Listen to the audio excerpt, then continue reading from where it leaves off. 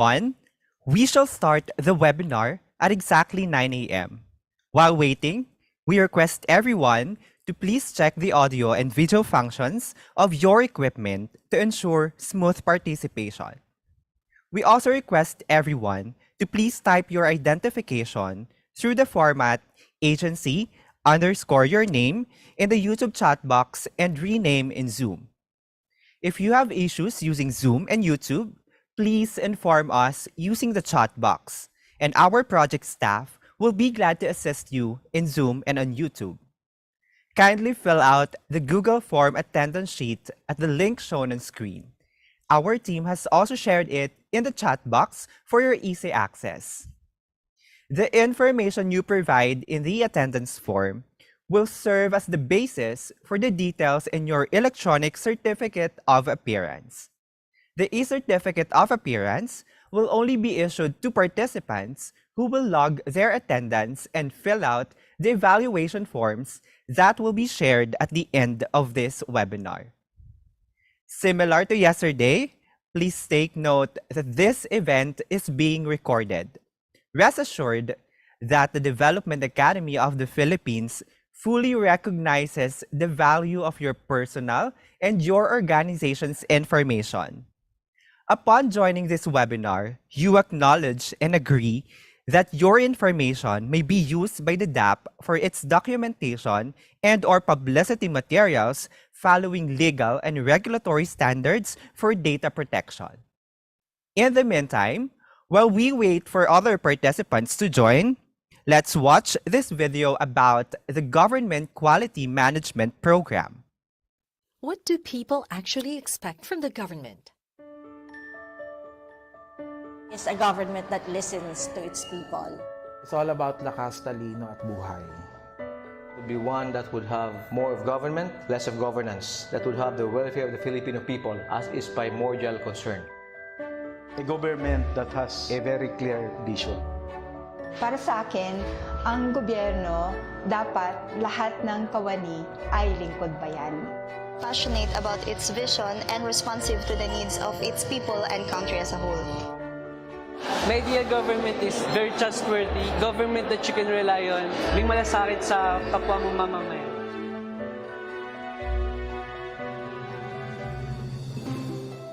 Ambisyon Natin 2040 reflects these expectations of the Filipino people through this collective long-term vision for the Philippines. To achieve this vision, the government has to step up to improve services geared towards the people. And this can be done through the Government Quality Management Program, or GQMP. Institutionalized through Executive Order No. 605 in February 23, 2007, the Government Quality Management Program directs government agencies to adopt ISO 9001 Quality Management System, or QMS. GQMP aims to strengthen the institutional capacities of public sector organizations in delivering citizen-focused public services and implement international standards-based QMS. The adoption of the ISO 9001 QMS in the public sector will empower government institutions to provide quality, innovative, efficient, and people-centered public goods and services. Create an enabling environment for the business sector to sustain economic growth, deliver quality health care for Filipinos, and provide quality education to prepare the youth for the future. Over the years, the program, through the Development Academy of the Philippines, or DAP, has been strengthening institutional capacities of public sector organizations in delivering citizen-focused public services through the implementation of the international standards-based QMS. Government agencies which had implemented ISO 9001 QMS attest to the benefits of the standard. The mandate of DepEd Mandaluyong is to deliver quality basic education services to all of the 23 schools in the city. True to its mandate, we have ensured that we will be certified to a quality management system such as ISO 9001:2015. Before QMS, yung PSA kasi came from 4 different agencies. So you can just imagine anong culture ang dala-dala ng bawat isa. So with QMS, there's this sort of unifying effort kasi now we have one system, one process that everybody should follow. So it helps us be more productive, be more conscious in customer service. Isang klaro sa amin. Yung pagiging more conscious about satisfying yung customer. But now we are looking also at certain KPIs na nagpo-promote ng comfort level ng mga customers namin. Kumusta ba yung cleanliness namin, timeliness, even yung temperature, we monitor it. Kasi nga, dapat maging comfortable yung customer. These are part of good things coming from QMS. Sa healthcare, walang room for error. Kasi pag nagkamali ka, napakalaki ng impact. Ang quality, ang pinaka-core dapat ng lahat ng trabaho at operation sa ospital. Nagiging ingrained sa lahat ng empleyado namin. Pagpasok pa lang ng pasyente, paghiga niya sa kama, pag-deliver ng services at paglabas. Kalidad yun ng serbisyo.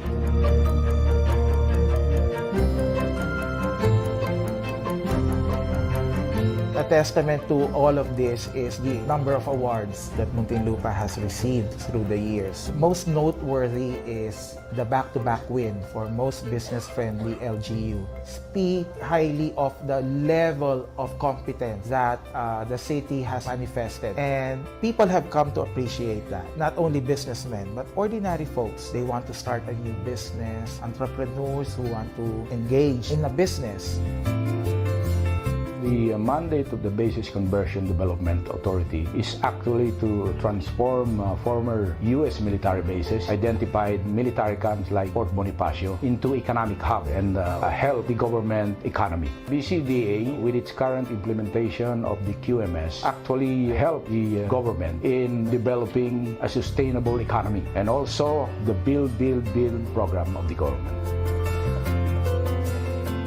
For any quality management system, it's very important to monitor what your customers are saying. So, yung customer satisfaction surveys namin, so far, with the implementation of our quality management system, the customer satisfaction is quite high. Actually, we average even above 95% of our customers being satisfied with the extra mile that we provide, their experience. What kind of service do individual citizens expect from frontline government agencies? Were they happy with the services they received? Through a nationwide citizen satisfaction survey in 2018, frontline government services received an overall rating of 8.37, where 10 is the most satisfied. This means that the efforts of the government to improve the quality of how they deliver frontline services through the QMS are starting to produce good results. SDO Mandaluyong has always been aware of the needs of the teachers. They conduct needs assessment. So, malaking bagay para sa mga teachers, lalo't ang daming mga innovations ng DepEd. Kung di kami tutulungan ng SDO Mandaluyong, hindi kami makakasabay. Napaka-comfortable ngayon kasi aircon na siya. Swabe yung transaction, napaka-smooth lang. Then, napaka-hassle-free. Dito sa PCMC, ang mga pasyente nagkaroon ng unity, naging isang pamilya dahil alam mo kung ano yung mga nasa puso ng bawat isa. Dito ngayon sa WPLO kasi mabilis na ang pagkuha. So in 15 minutes, makakuha mo na yung mga permit mo for business. And then, pag renewal naman, mas mabilis na. Unlike before na marami kang pupuntahan, ngayon meron silang one-stop shop. Accommodating naman sila. Tuwing pupunta ako rito pagka kumukuha ako ng result ng examinations, mabait naman yung nag-assist sa akin kasi in-entertain niya kaagad ako, tapos tinanong niya kaagad ako kung ano ang kailangan ko. Satisfied po ako dito sa Civil Service Commission. Thank you, QMS! Thank you, QMS! This is what QMS can bring. A government that will work better, serve better, a government comparable to the best in the world. Government Quality Management Program, bringing quality government service closer to the people.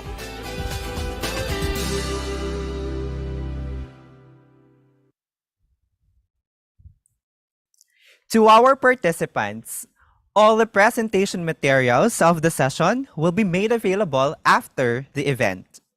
You may access them at the public Google Drive folder shown on screen and the chat box.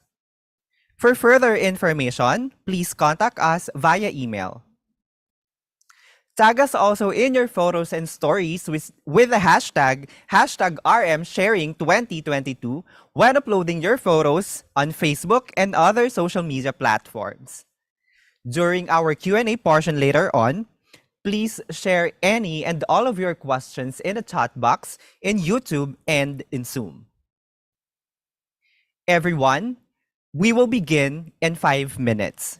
Right now, we have a total of almost 420 participants in Zoom and 50 participants in YouTube.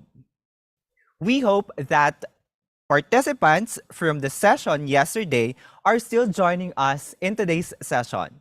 Some of the participants who are already here, let me call on from those participants in our Zoom. We have the Department of Justice. We also have the Philippine Health Insurance Corporation, from the Department of Agrarian Reform, DILG. We also have participants from the Research Institute of Tropical Medicine, DND, PSA. We also have participants from DepEd, Polytechnic University of the Philippines, Police Regional Office, NHA, MIRDC. We also have participants all the way from Department of Health, Bataan Local Government Unit, and participants from Batangas State University. We also have participants in YouTube who are joining with us today. From the DOST, we also have participants from NAPOLCOM, from NIA, National Maritime Polytechnic, BFP, and also those from Occidental Mindoro State College. A pleasant morning to you all. Magandang umaga po sa inyong lahat. Maraming salamat po sa pagsama sa amin today. Kumusta po kayo? We hope everyone is doing well. May we request everyone to please type your name and agency in the Zoom and YouTube chat box. Likewise, we will utilize the chat boxes for queries and requests for assistance. Welcome to the continuation of RiskTalks, webinar on strengthening risk management in the public sector. Let us take a moment of silence for the invocation.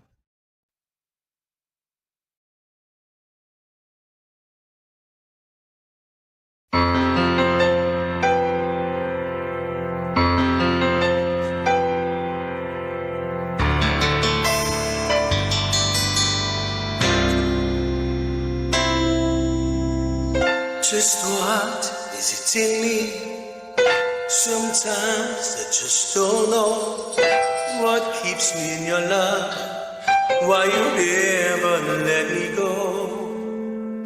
And though you're in me now, I fall and hurt you still. My Lord, please show me how to know just how you feel. You have given me too many times it seems I feel I'm not what you might call a worthy Christian after all. And though I love you so, temptation finds its way to me. Teach me to trust in you with all of my heart, to lean not on my own understanding. I just forget. You won't give me what I can bear. Take me out of the dark, my Lord. I don't wanna be there.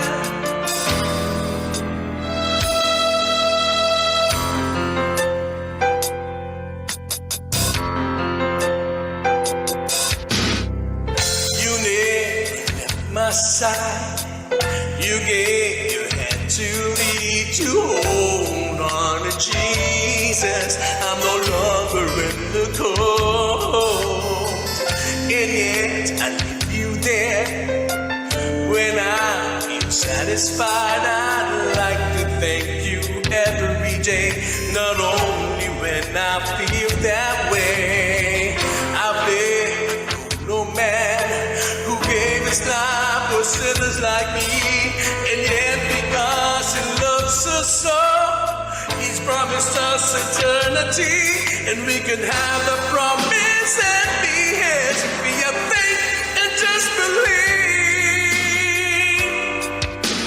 Teach us to trust in you with all of our hearts, to lean not on our own understanding, 'cause we just forget. You won't give us what we can bear. Take us out of the dark, my Lord, 'cause we don't wanna be alone. Take us out of the dark, my Lord, we don't wanna be there. No, my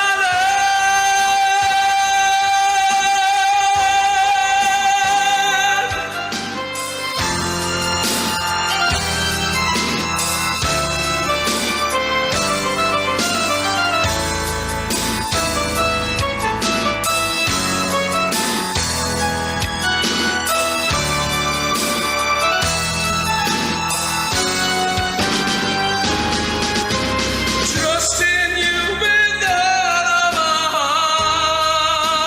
hearts, to lean not on our own understanding, 'cause we just forget. You won't give us what we can bear. Take us out of the dark, my Lord, 'cause we don't wanna be alone. Take us out of the dark, my Lord, we don't wanna be there.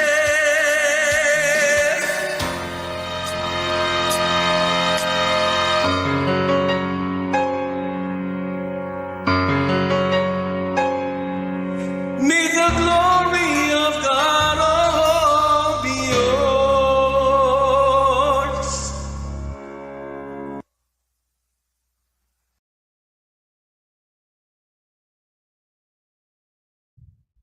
Fellow employees in government, guests, participants, everyone, magandang umaga po sa ating lahat.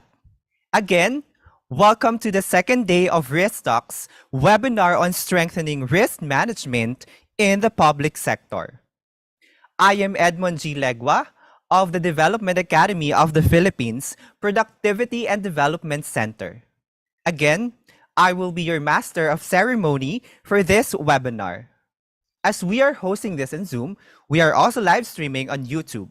You can still ask your friends and colleagues to join us on YouTube at the link found on screen and the chat box. To recap yesterday's discussion, we learned basic concepts on risk management in the presentations of Sir Charlie Marquez, and we were joined by our speakers from the National Library of the Philippines, Don Mariano Marcos Memorial State University, and the local government unit City of Baguio, as they have shared how they have successfully applied their approaches and tools in identifying and evaluating risk management. From the discussion yesterday, there were requests to expound on risks and opportunities. And to enlighten us, here's a learning video on the topic.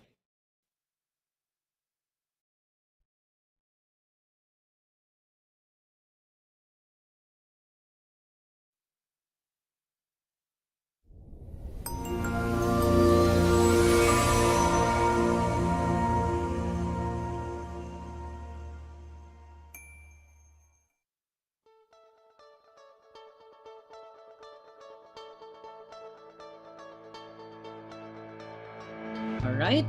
So here's the definition, just so we are aligned with what we are talking about this morning. Okay, organizations of all types and sizes. So there is a private organization who joined us today. You have large government agencies and small ones, you all face internal and external factors and influences that makes it uncertain whether and when you will achieve your objectives. Ayan, tandaan po ha.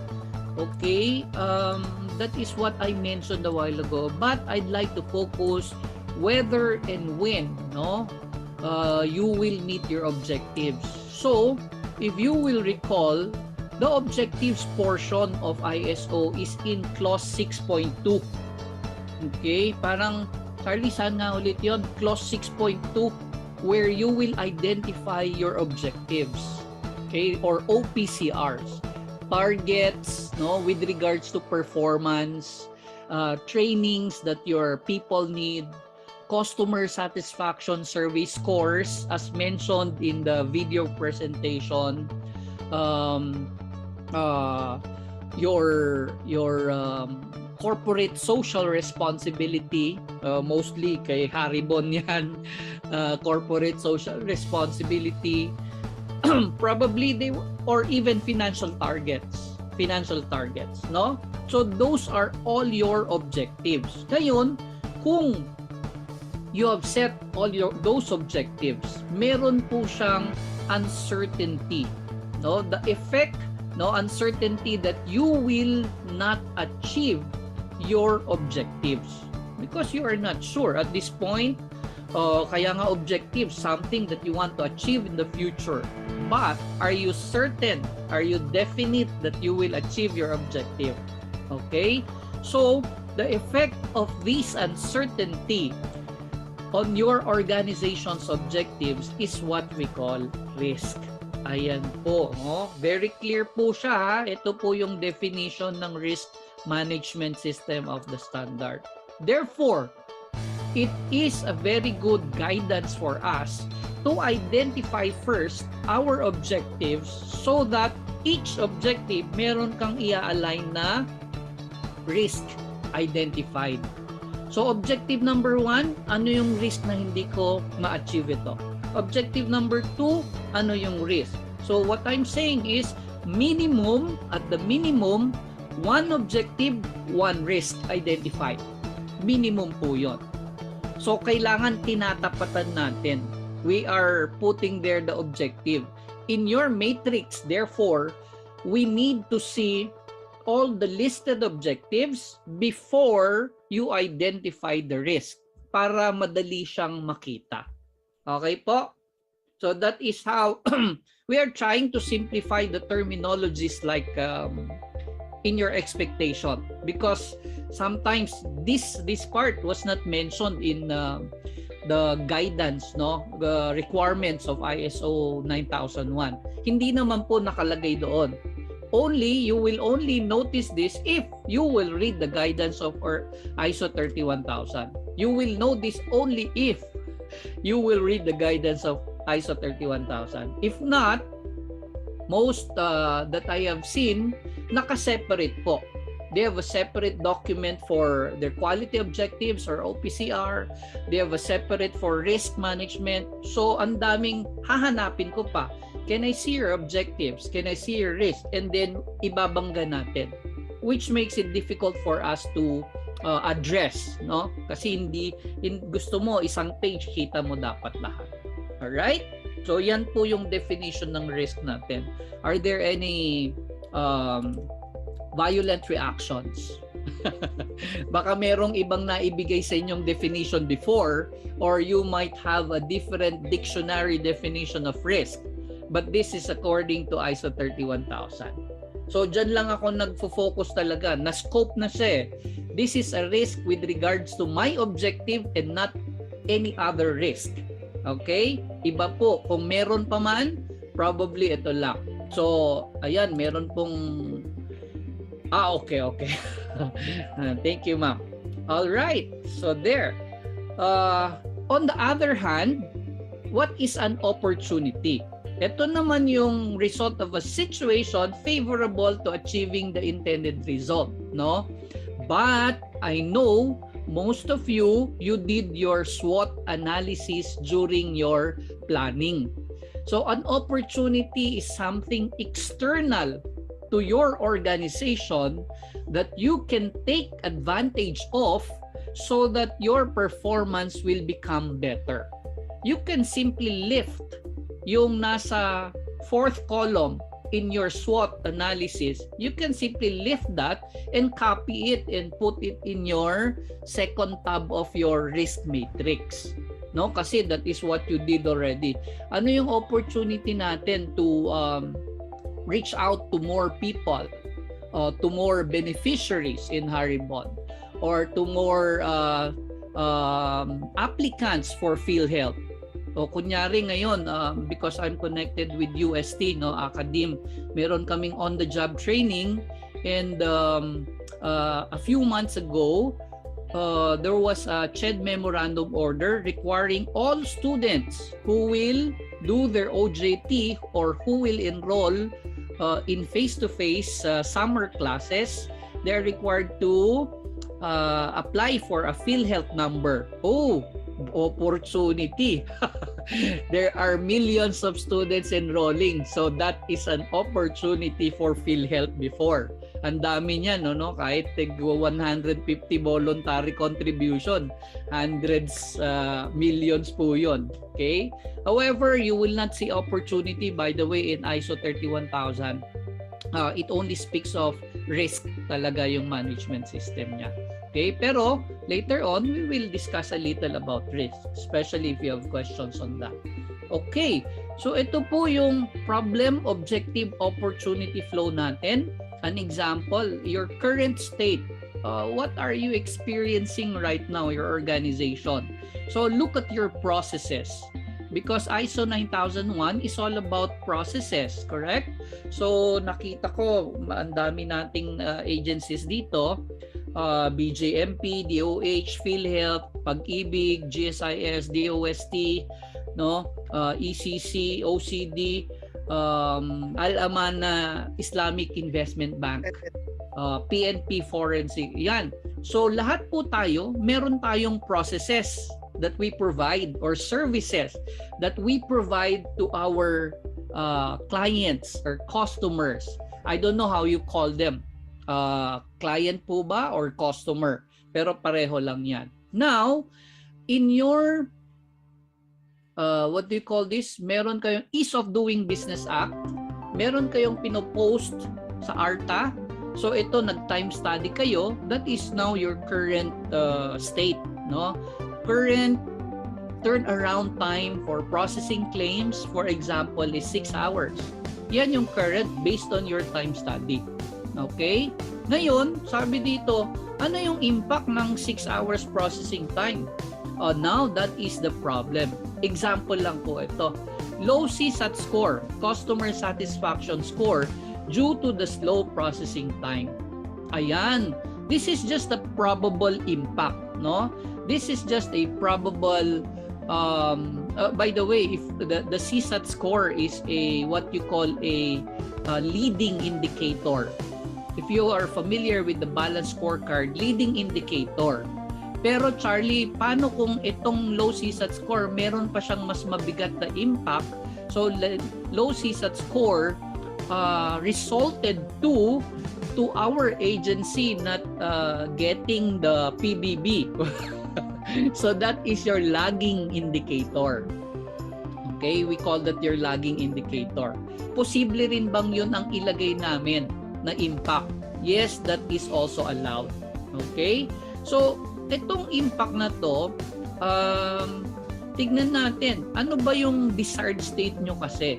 So, the desired state is ito yung objective, no? The desired state is what you want your team or organization to be in after changes are made. So this is where you review all of this impact, which we call issues now, no? Issues because they already happened. Okay, what happened in 2021? Sabi kanina ni ECC, unmet targets because of the pandemic protocol. So ngayon, yung unmet target mo, you will now create here your objective. So for example, this happened, reduce processing time by 50% or by 3 hours in 3 months. Meron ka na ngayon objective. Okay po? So because I said based on our definition, risk is the uncertainty that you will meet your objectives. So magre-reverse engineer tayo. Ano nga ba muna yung objective natin? If you don't know your objective, dito po kayo manggagaling. You will identify the issues or your challenges. What were the challenges that you faced? You faced in 2021. Normally, it's the preceding, immediately, the past year, immediate past year. What happened? Charlie, we did not meet our targets. And what targets are these? You need to be specific. One specific example, yung sa claims department namin. Claims section, claims department, claims office. Okay, this is what happened. Ayan. Okay? So ayan po. Ngayon, kung may objective na kayo, it's easier now to identify the risk. What is the risk related to reduction of your processing time?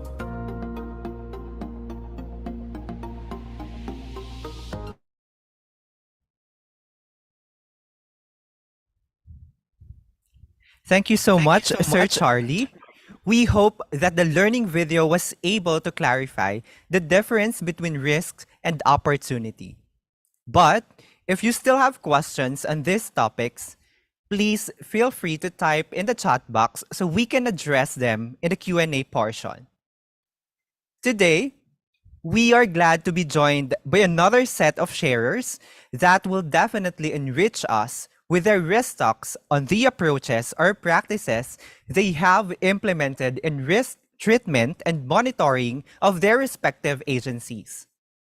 At this point, let us continue watching the presentation on the risk management process, focusing on the risk treatment and monitoring. Likewise, an overview on how risk management complements public service continuity plan will be further discussed.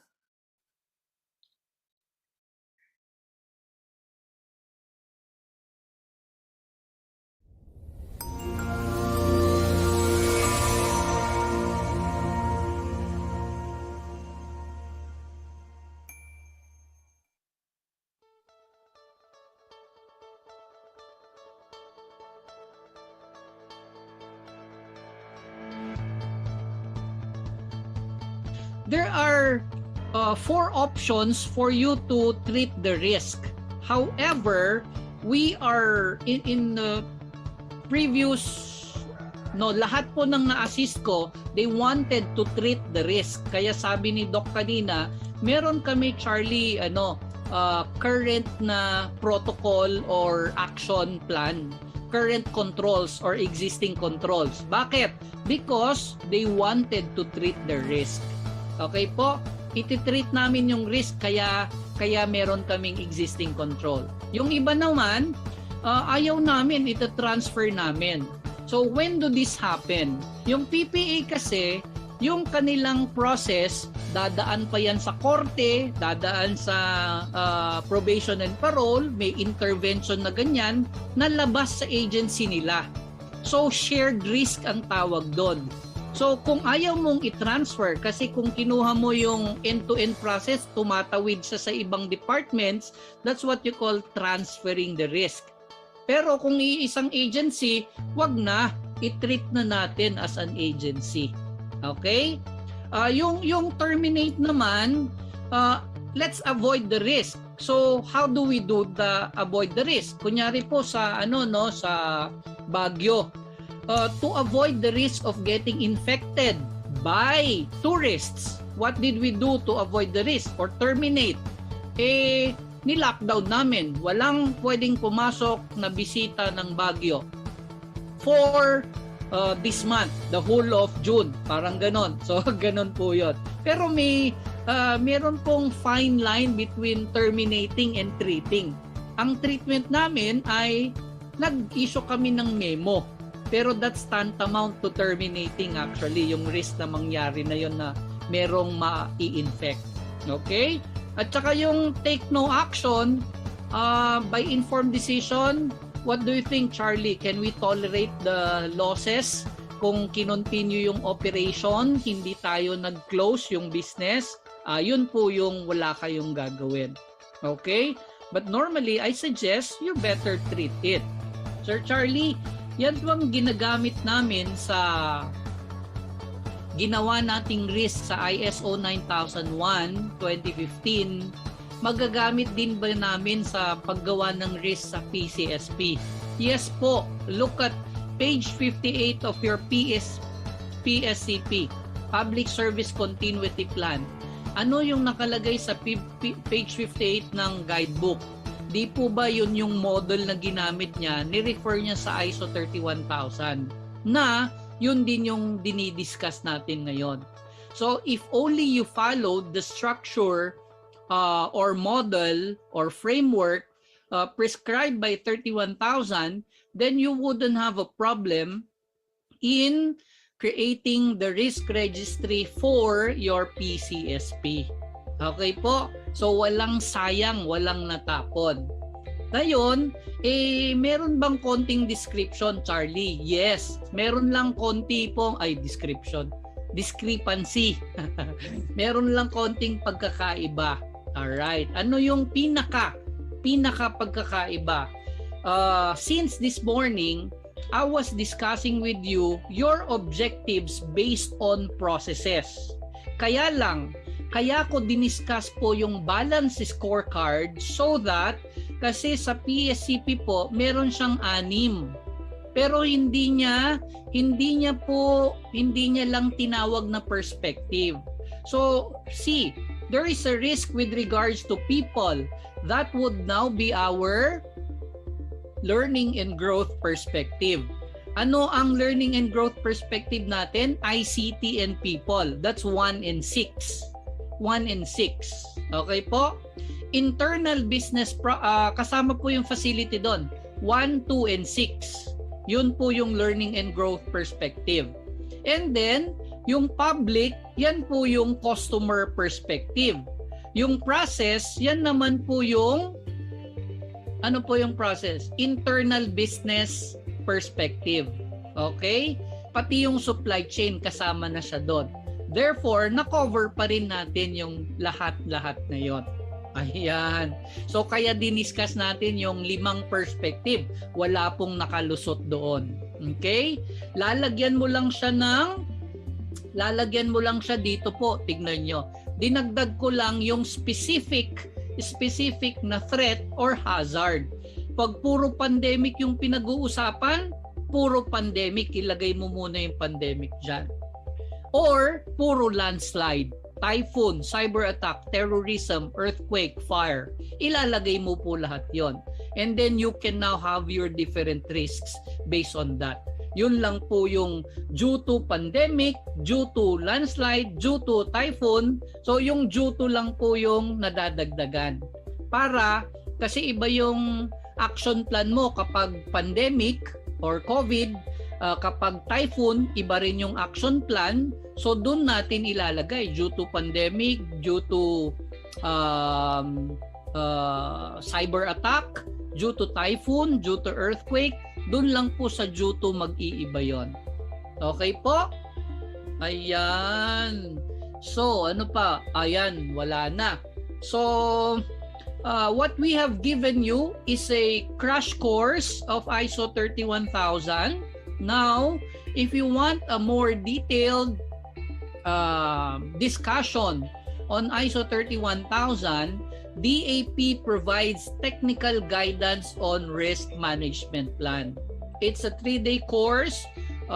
Kontakin lang po ang partners ko, si Angie at saka si Maan. Yan po. And then you can integrate actually your QMS to your PSCP using the guidelines provided by 31,000.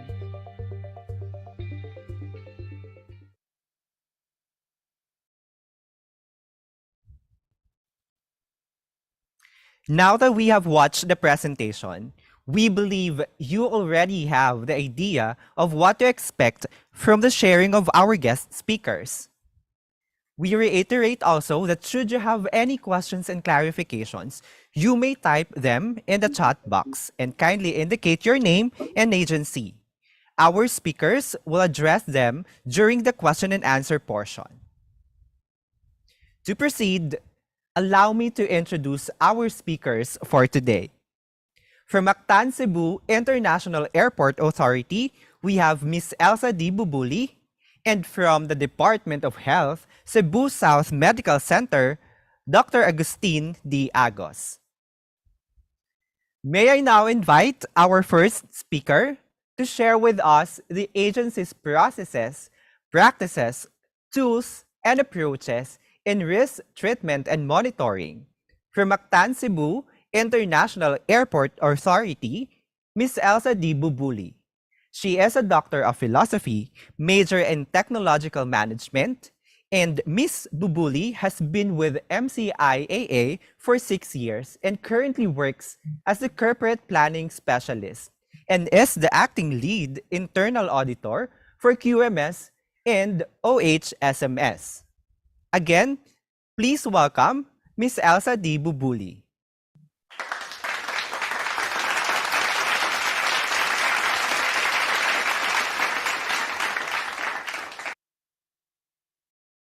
Good morning to my fellow colleagues in the government. Good morning to all of us. Thank you for having me in this sharing for DAP. We believe that the QMS really helps us a lot in terms of achieving our strategic performance of MCIAA. Considering that there are risks that we have to consider, wherein the MCIAA is basically the concern is the safety and security. So the rest talaga is truly helpful for us to determine in the compliance of our core process, which is the CAAP and other regulatory functions. Thank you.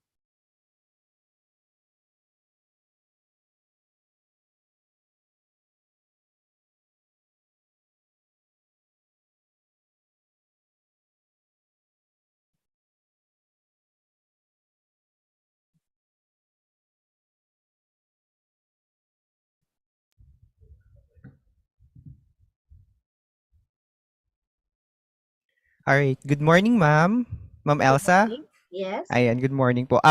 Sino po ba yung mag-share natin for screen? Do you have any presenter for the screen share? Okay. Or shall we present Just it for allow me you? to share my screen. Alright.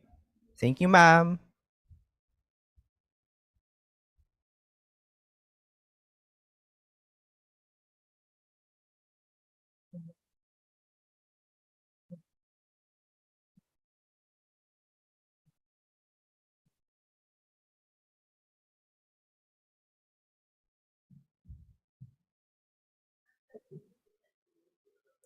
Can you please make it as presenter mode po, ma'am? Ayan. Slide presentation po, ma'am.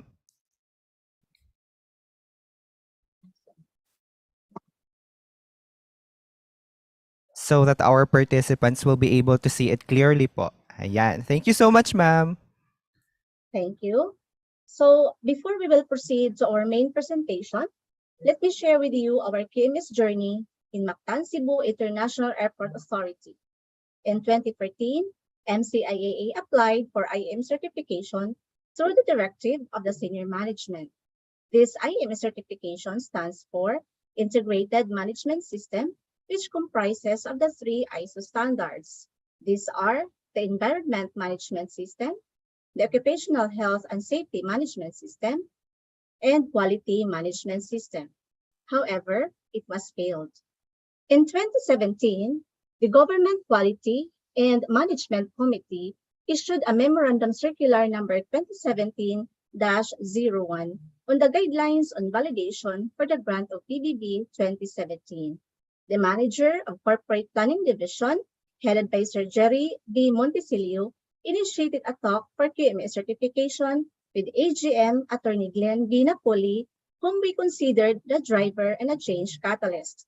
Initially, the plan for certification was intended for the administrative department in order for us to meet for the grant of PBB in 2017. wherein one of the requirements at time was to pass at least one core process.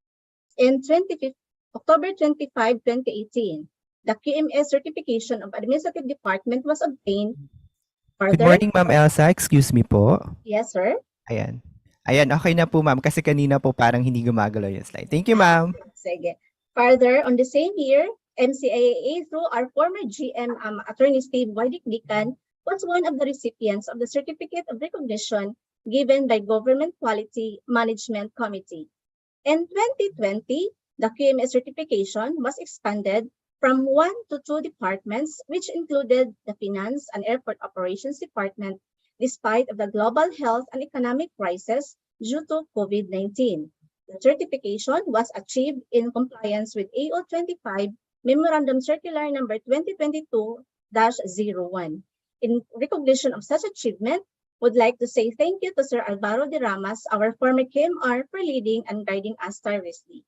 In 2021, the management decided to consider for the inclusion of the remaining 3 departments for KMS certification, and these are the Office of the General Manager, Emergency and Security Services Department, and Engineering Department.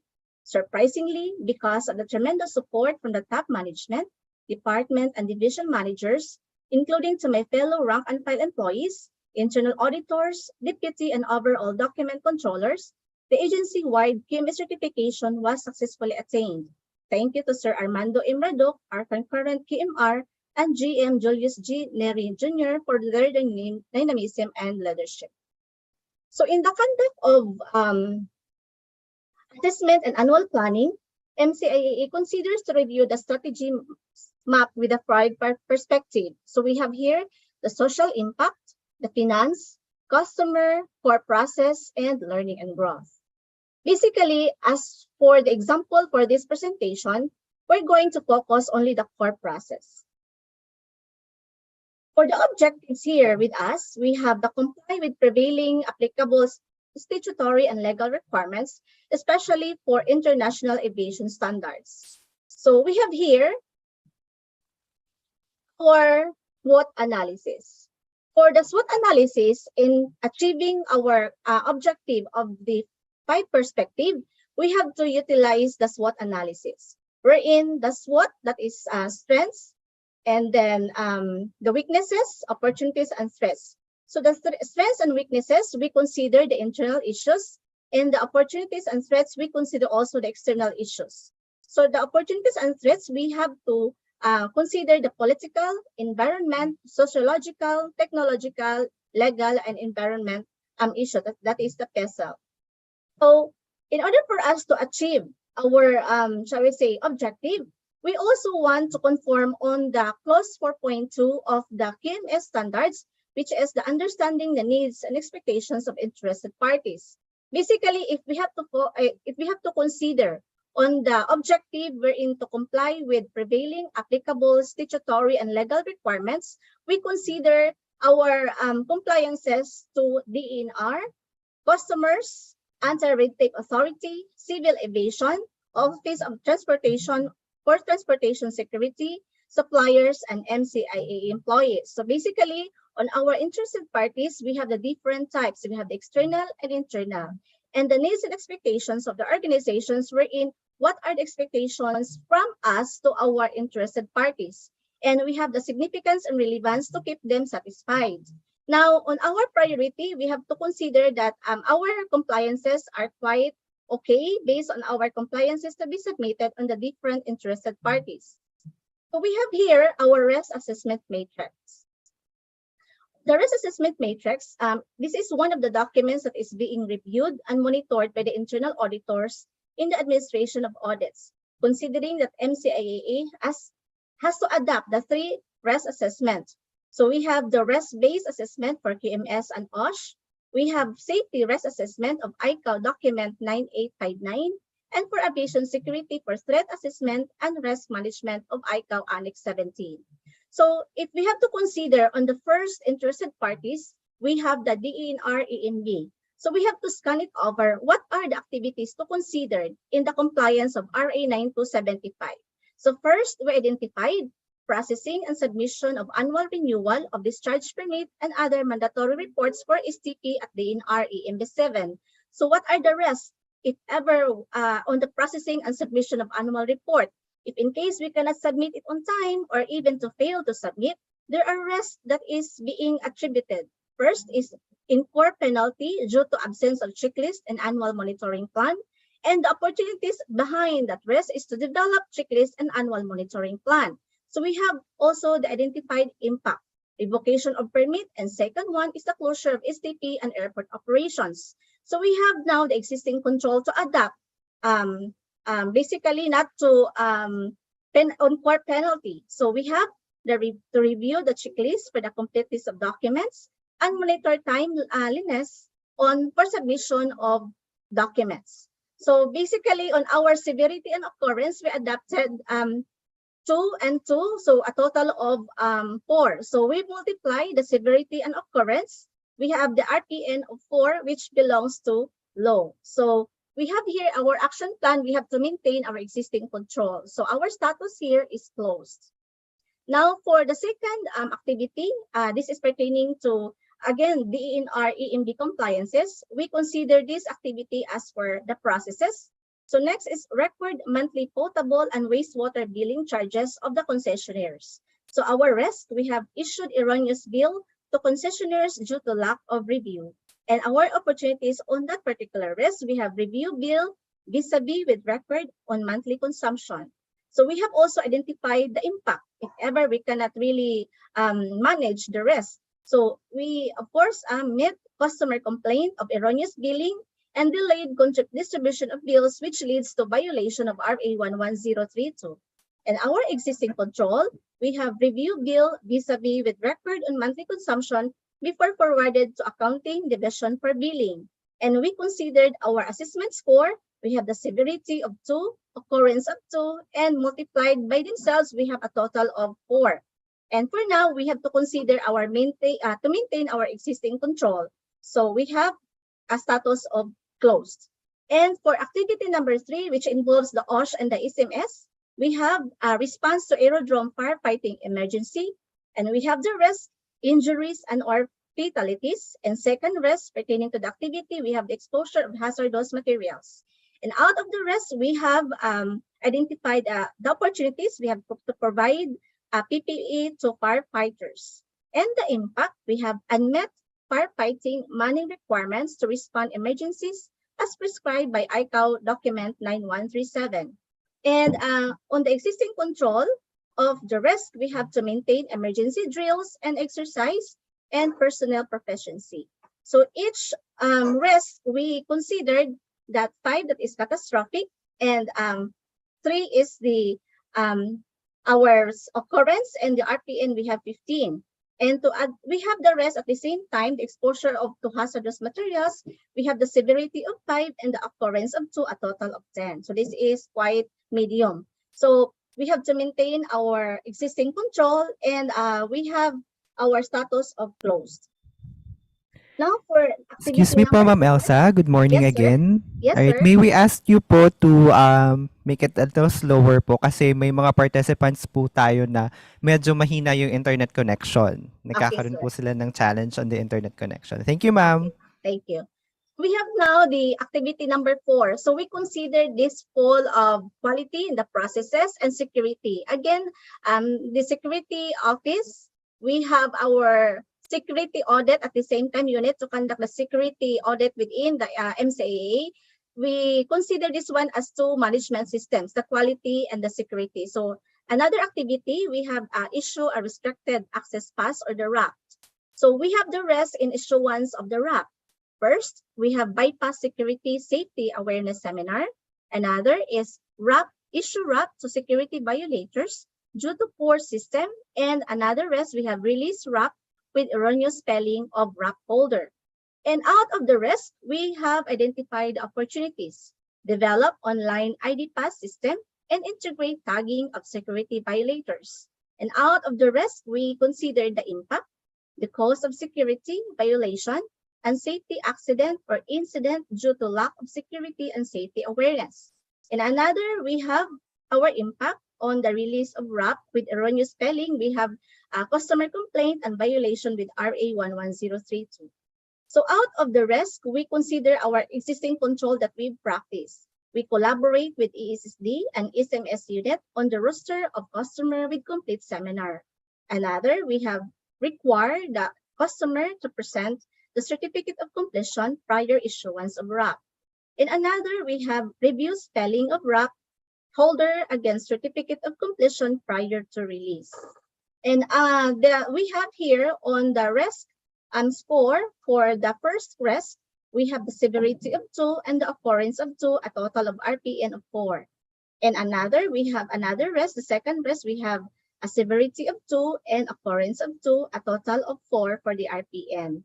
And for another risk, for activity number 4, we have severity of 4 and occurrence of 2, and the RPN is 8. So we have to consider the action plan. We have to implement online ID pass system. So our status would be on the implementation is on December 2022. So the risk assessment really truly helps for us because basically, as what we have mentioned earlier, that we just only consider the target of compliance with prevailing applicable statutory. Now, that is our core process. Now, it so happen out of the risk assessment, we determine and identify that there is really a need for us to improve our services in terms of the reissuance of the RAP. So that is why out of the risk assessment, we identified we have to equip in terms of the processes wherein we will implement the online ID pass system. So that is considered as open because that is an ongoing program for now that we will be implementing by this coming December this year. So another activity we have number 5, where this is actually a process concern. It is the queue and the security as well. So at activity number 5, which is the monitor materials needed for release of RAP. So we have the risk and timely release of RAP due to lack and or absence of materials for RAP printing. So the opportunities out of the risk, we have to integrate inventory system to SAP. So the impact we have of the risk is the customer complaint and violation with RA 11032. In our existing control, conduct daily monitoring on stock cards to determine the availability of materials. So the severity, we have 4, and the occurrence, we have 2, and the RPN is 8. Now we have the action plan, the integration or integrate inventory system to SAP, and this will be integrated by this coming December of 2022. So this is considered as open. Another activity that we considered is the safety. In the advent of our IMS, which is the QMS, and the existing QMS and the additional of OSH, the Occupational Health Safety Management System. So we added this activity, conduct of airside serviceability inspection at the runway. So the risks are met vehicular accident due to presence of foreign object debris at the runway, and met accident or incident due to slippery runway affected by rain in the presence of heavy rubber deposits. So we have the opportunities of the first risk. We have to institutionalize the use of high-speed airport runway sweepers. And another opportunities for the second risk, we have implement new method for assessing and reporting runway surface condition developed by ICAO. Another opportunities out of the risk, we have developed new methods for removal of rubber deposits. Another identified opportunities is acquire ground vehicle friction measuring tester. And we have here the impact of the risk, cause damage to aircraft and injuries to passengers. Another impact for the second risk, we have impede visibility of the airfield inspection team to identify hazards. And another impact for second risk, we have pilot complaints. And third one, we have skidding of aircraft at the run or taxiways, which may lead to damage of the aircraft and injuries of the passengers. And we identified existing control of the first risk of activity number 6. We have used sweepers to control FOD at runway or taxiways before runway opening. Another existing control for the second risk, we have strengthened implementation of GRF or Global Reporting Format on runway surface condition. Another existing control is to deruberize deposits through water blasting and utilize ground vehicle friction measuring tester. So for risk number 1, we have identified the severity of 5, the occurrence of 2, and the RPN is 10. And we have the risk for severity 5 and the occurrence of 2, the RPN is 10. So we have our action plans. We will maintain the existing control. So we have here the status closed. So another activity that we considered is the OSH and the SMS. So we have the activity number 7.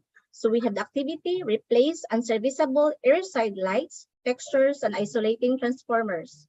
So we have the risk, health risk due to extreme heat, excessive noise, electric shock, and burns. Opportunities are provide PPE, less exposure of the personnel to sunlight, replacement is performed between 3 a.m. to 4:30 a.m. So we have the impact of the risk, disruption of airside operational works, which lead to aircraft accident or incident. So we have the existing control, wear PPE. So our severity is 5, our occurrence is 3, and the RPN is 15. So we have our action plan. So we have to maintain the existing control, conduct toolbox meeting with workers, and schedule of work hours to nighttime. So the target we have to consider as it is. So status closed. For activity number 8, we have OSH and the SMS. So we have the activities, conduct Mactan Airport crash and rescue exercise on airport. The risk is vehicular accident or incident to fire truck, responders due to uneven terrain, and narrow access road from station to accident or incident area.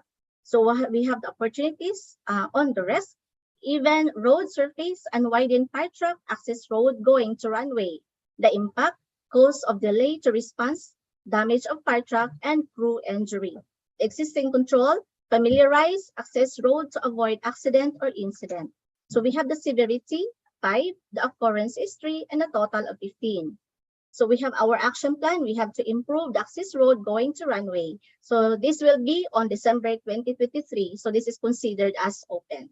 For activity number 9, this is for OSH, conduct obstacle monitoring within 24-kilometer radius. So we have the risk in accurate data gathered in terms of coordinates and height structure due to obstacle observed. So we have opportunities. We have provide laser range finder and GPS mapping device. The impact in accurate information related to pilots through NOTAM. And we have the existing control, instruct contractors to use checkered flags and or obstruction lights. The severity, we have 5, the occurrence, we have 2, and a total of 10.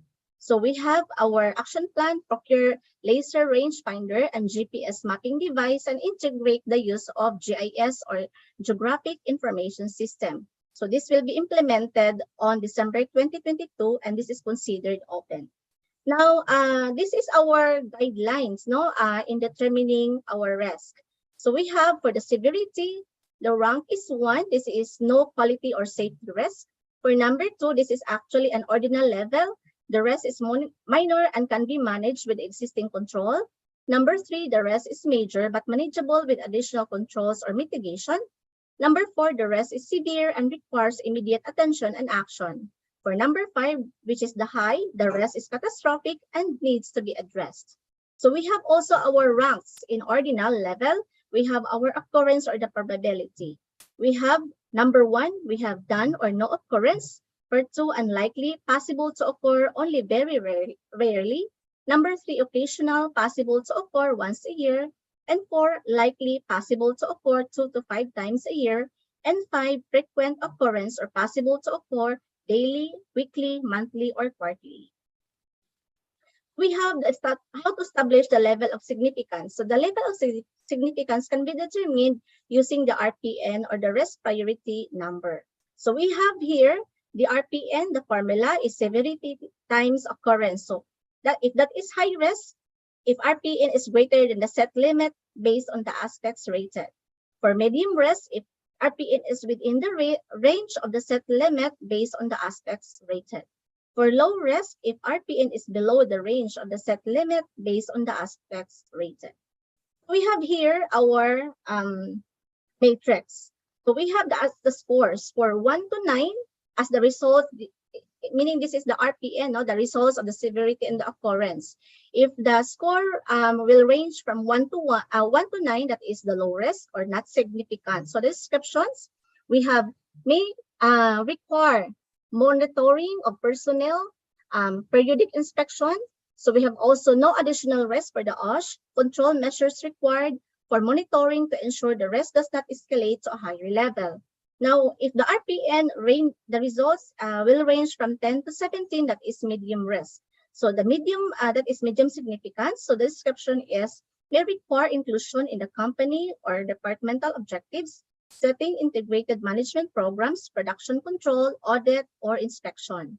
Another, we have acceptable to accept or carry out the work activity. However, tasks needed to be reviewed to bring risk level to as low as reasonably practicable. So if the RPN falls within 18 to 25, that is considered as high risk or significant, that is requires inclusion in the company departmental objective setting of QMS programs. If work or activity has not started, it cannot be performed until the risk level is reduced to the medium or low level. If work or activity has started, it is stopped immediately and will not continue until the risk level is reduced to the medium or low level. So control measures must be implemented to reduce risk. Control measures must focus on elimination, substitution, and engineering controls. PPE cannot be the sole risk control strategy. So management decision is required if the risk falls or the RPN falls within 18 to 25. So how do we address, how do we treat, shall we say, the medium and the high risk? We are going to use the OTP. We call this one objectives, targets, and programs. So we have the OTP number. What is the particular OTP number? If that is one if that is for a quality, 1 if that is for the OSH, the year and the amendment number if there are changes in terms of the targets or indicators or the activities as well as the person responsible. So what the processes, and we have to indicate the objective, the indicators for us to achieve the objective, to address at the same time the high and the medium risk, and the target. So we have here the activities, the person responsible per activity, and the planned time. So for example, if the submission or the activity to be done, and then this is the actual, and these are the reference if it refers to compliances or conformances. Now, in terms of the monitoring, we will consider the targets here will be indicated on this column, and then there will be a sort of monitoring per month. So if ever the target here is 0 error or 100% to achieve, we will indicate here as target, and then it really matters on, like for example, on the implementation of, shall we say, ID and pass, ID and pass system. So if we have to consider 100% and to implement by December 2022, so siguro it will achieve by December 100% na, because that is a program that we have to formulate or develop for us to address the medium risk. So another, we have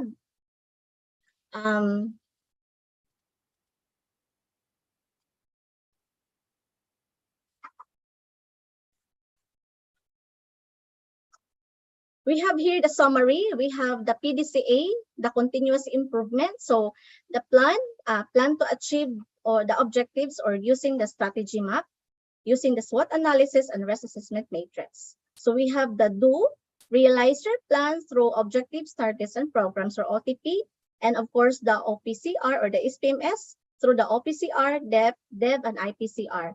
Actually, so whatever the medium or the high risk being shall we say, identified in the risk assessment matrix, it will be described or put into the OTP, and then whatever the targets per office for us to for them to achieve, or to close or achieve the medium and high risk, it will be translated into their OPCR for us to monitor within the year, depende kung kailan nila ita-target to achieve such medium and high risk. And the check is we have to monitor and measures the process through audits, and the act take measures and activities for improving the performance through audit observations, customer feedback, and our unachieved objectives or targets. We have here the example of the OLS, wherein our OLS team shall visit within the 25-kilometer radius area within the airport. And we have here our emergency exercise, air evacuation, and we have the firefighting drill, and we have the air navigational aids and lighting works.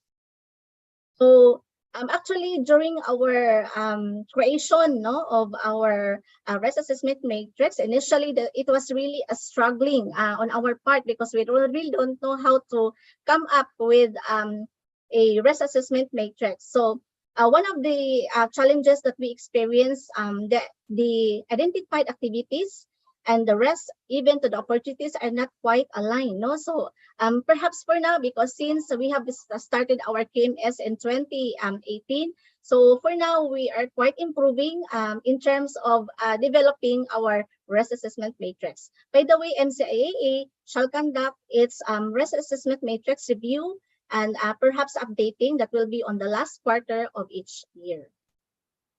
Thank you.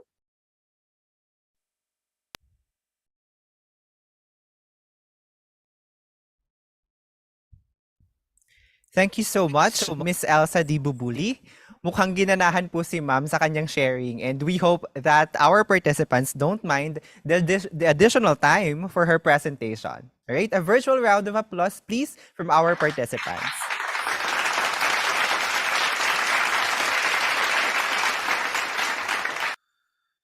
All right, next up, we are fortunate to have our second speaker from the health sector. Despite his very hectic schedule, juggling administrative, teaching, and medical activities, we have with us the Medical Center Chief 2 of the DOH Cebu South Medical Center, Dr. Agustin D. Agos.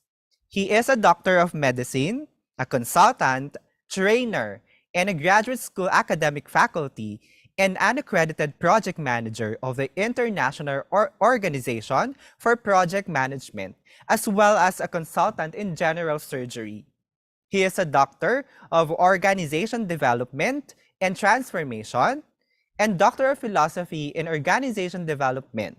He has also a master's degree in industrial and organizational psychology, as well as master's degree in pastoral theology and spirituality from the Visayas State University College of Medicine, and with undergraduate degrees on BS Biology from the University of the Philippines and BS Pharmacy. Let us all welcome again Dr. Agustin D. Agos.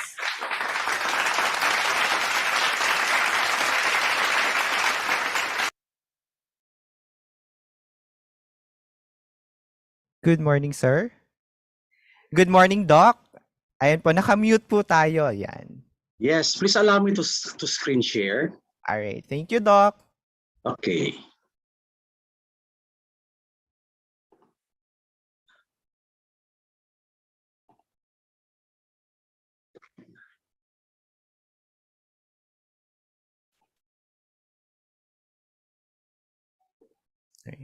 Okay.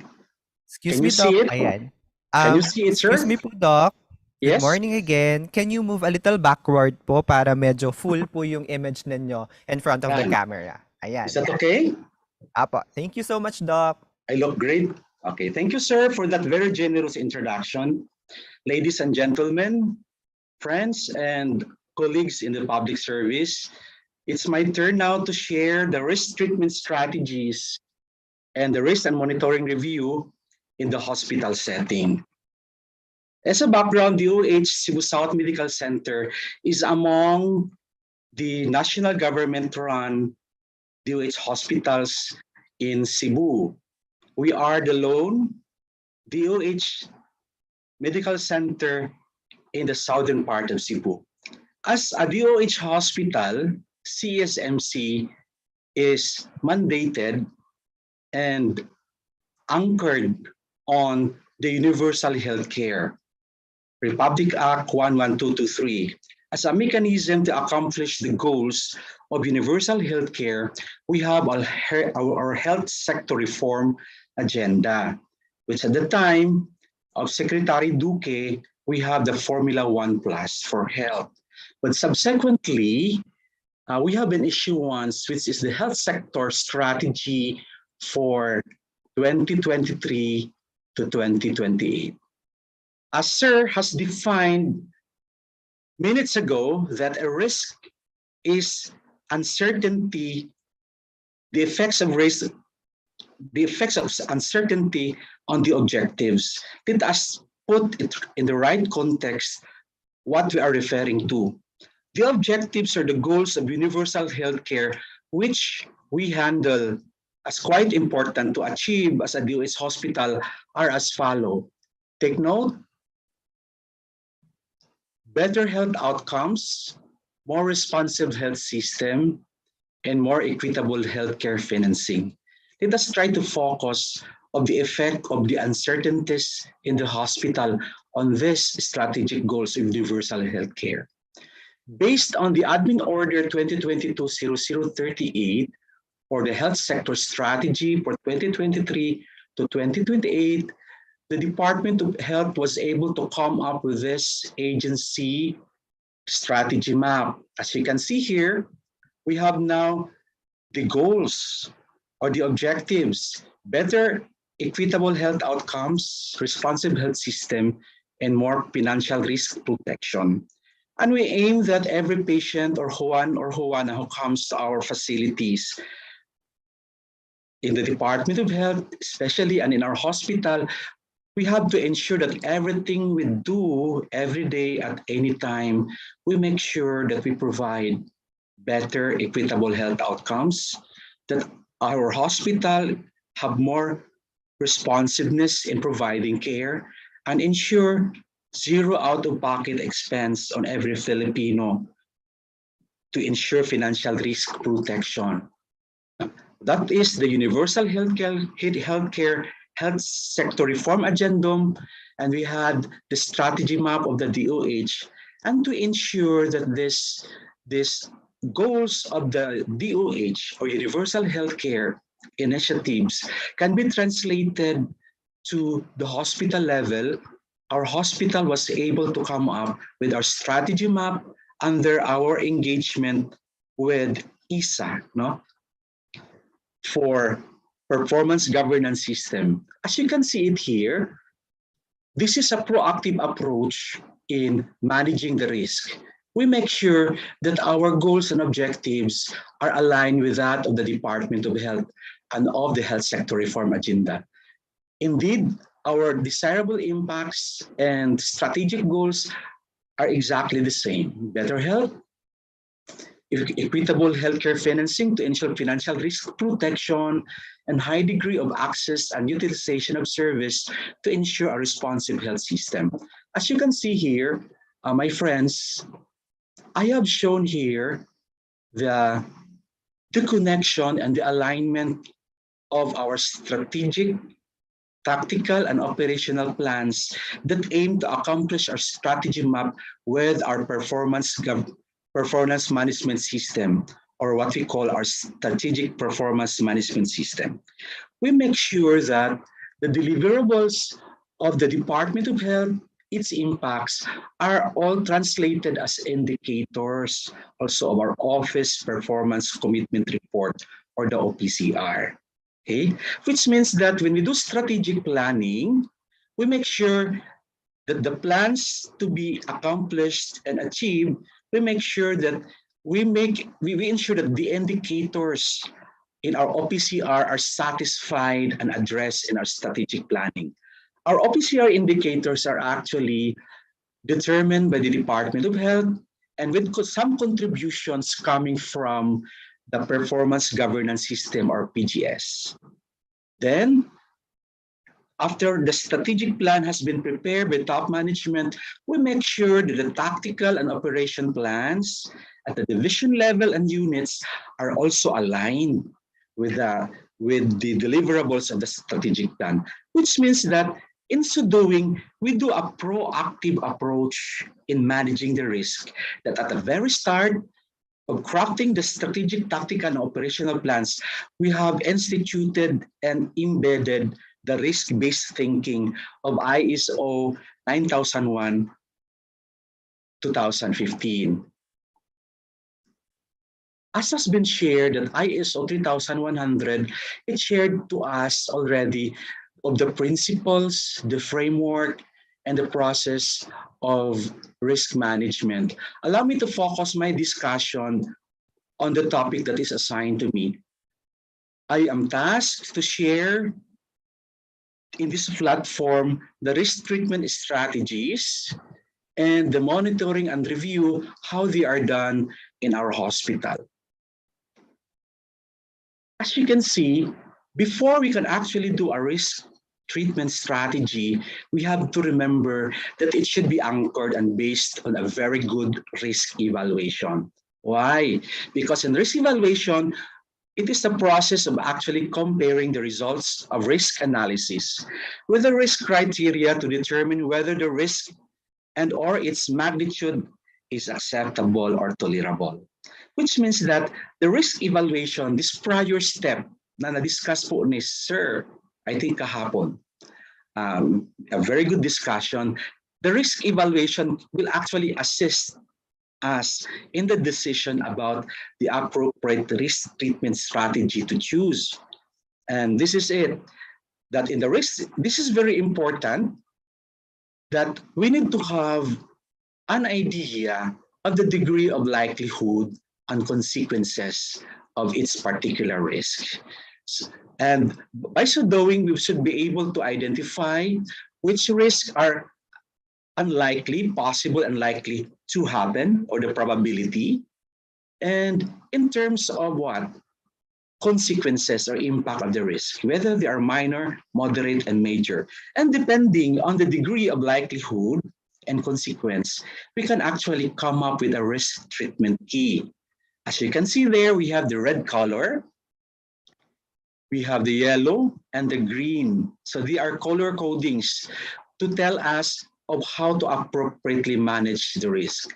So for example, if the risk is at intolerable level, there should be immediate action that is required. If tolerable risk level or broadly tolerable, there are also appropriate actions as I have shown in this slide. So risk evaluation is a prerequisite before we can determine and select the appropriate risk treatment.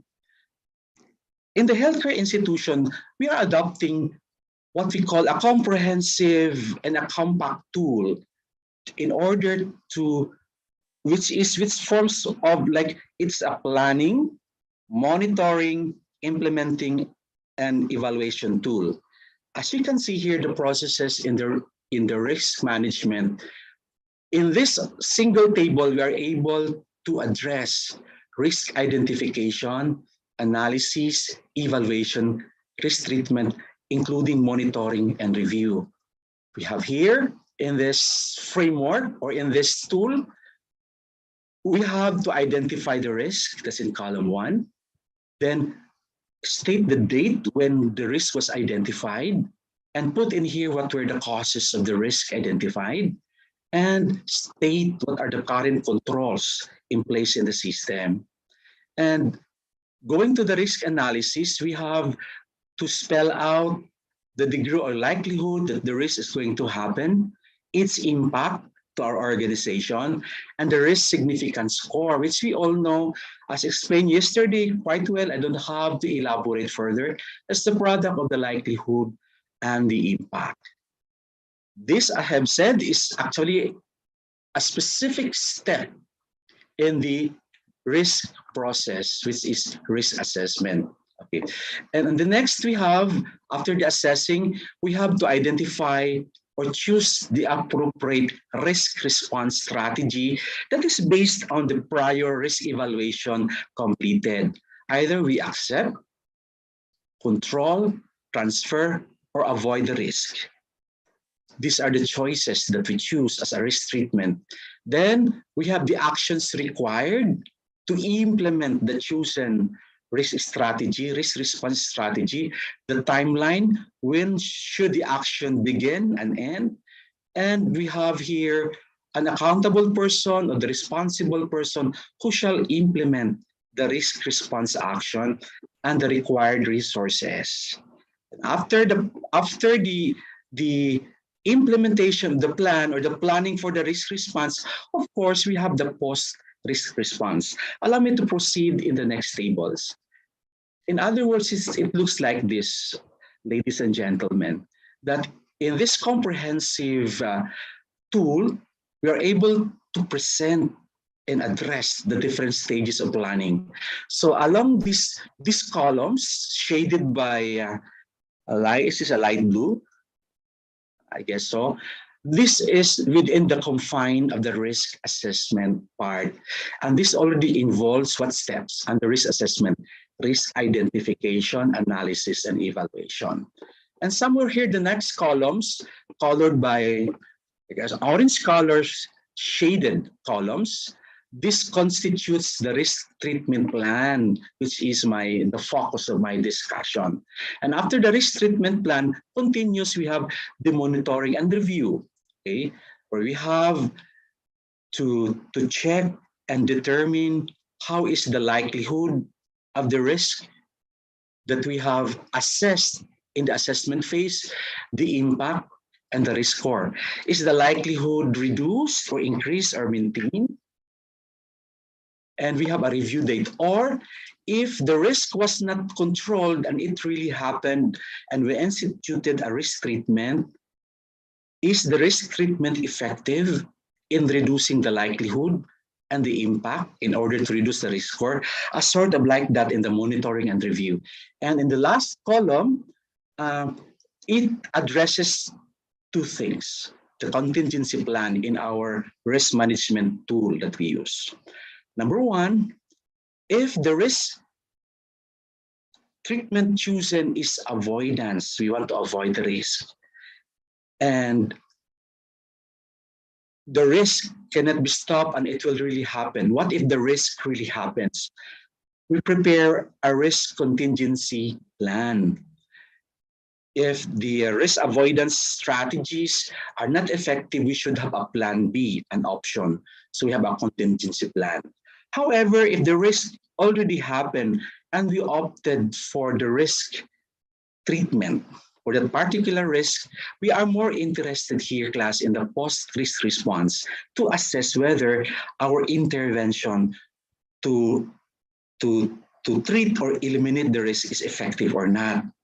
Now, if the risk treatment measure is not effective, then we go for the contingency plan. The option B, which we believe could address, which our initial measure failed to resolve. Okay, so risk treatment plan. As we all know that in the risk response, especially in the health sector, it is not quite different in the response in the non-health sector. And we all know that in the risk response, we select and implement courses of action that corresponds to the degree of the risk impact. In other words, what we found out in the risk evaluation. And the objective of the risk response are actually threefold. When we choose a risk treatment, we should remember these three, my friends. One, it must be effective and efficient operation. Number two, it should be effective internal control system. And number three, it should be compliant with the laws and regulations. That is why I emphasized at the start of my talk that we embrace the hospital, the proactive approach. Applying the risk-based thinking of ISO 9001-2015, we made sure that risk-based thinking is embedded even at the start of the strategic, tactical, and operational planning level. Okay. Now the hospital, yes, I mentioned this. We have a proactive risk response. Okay.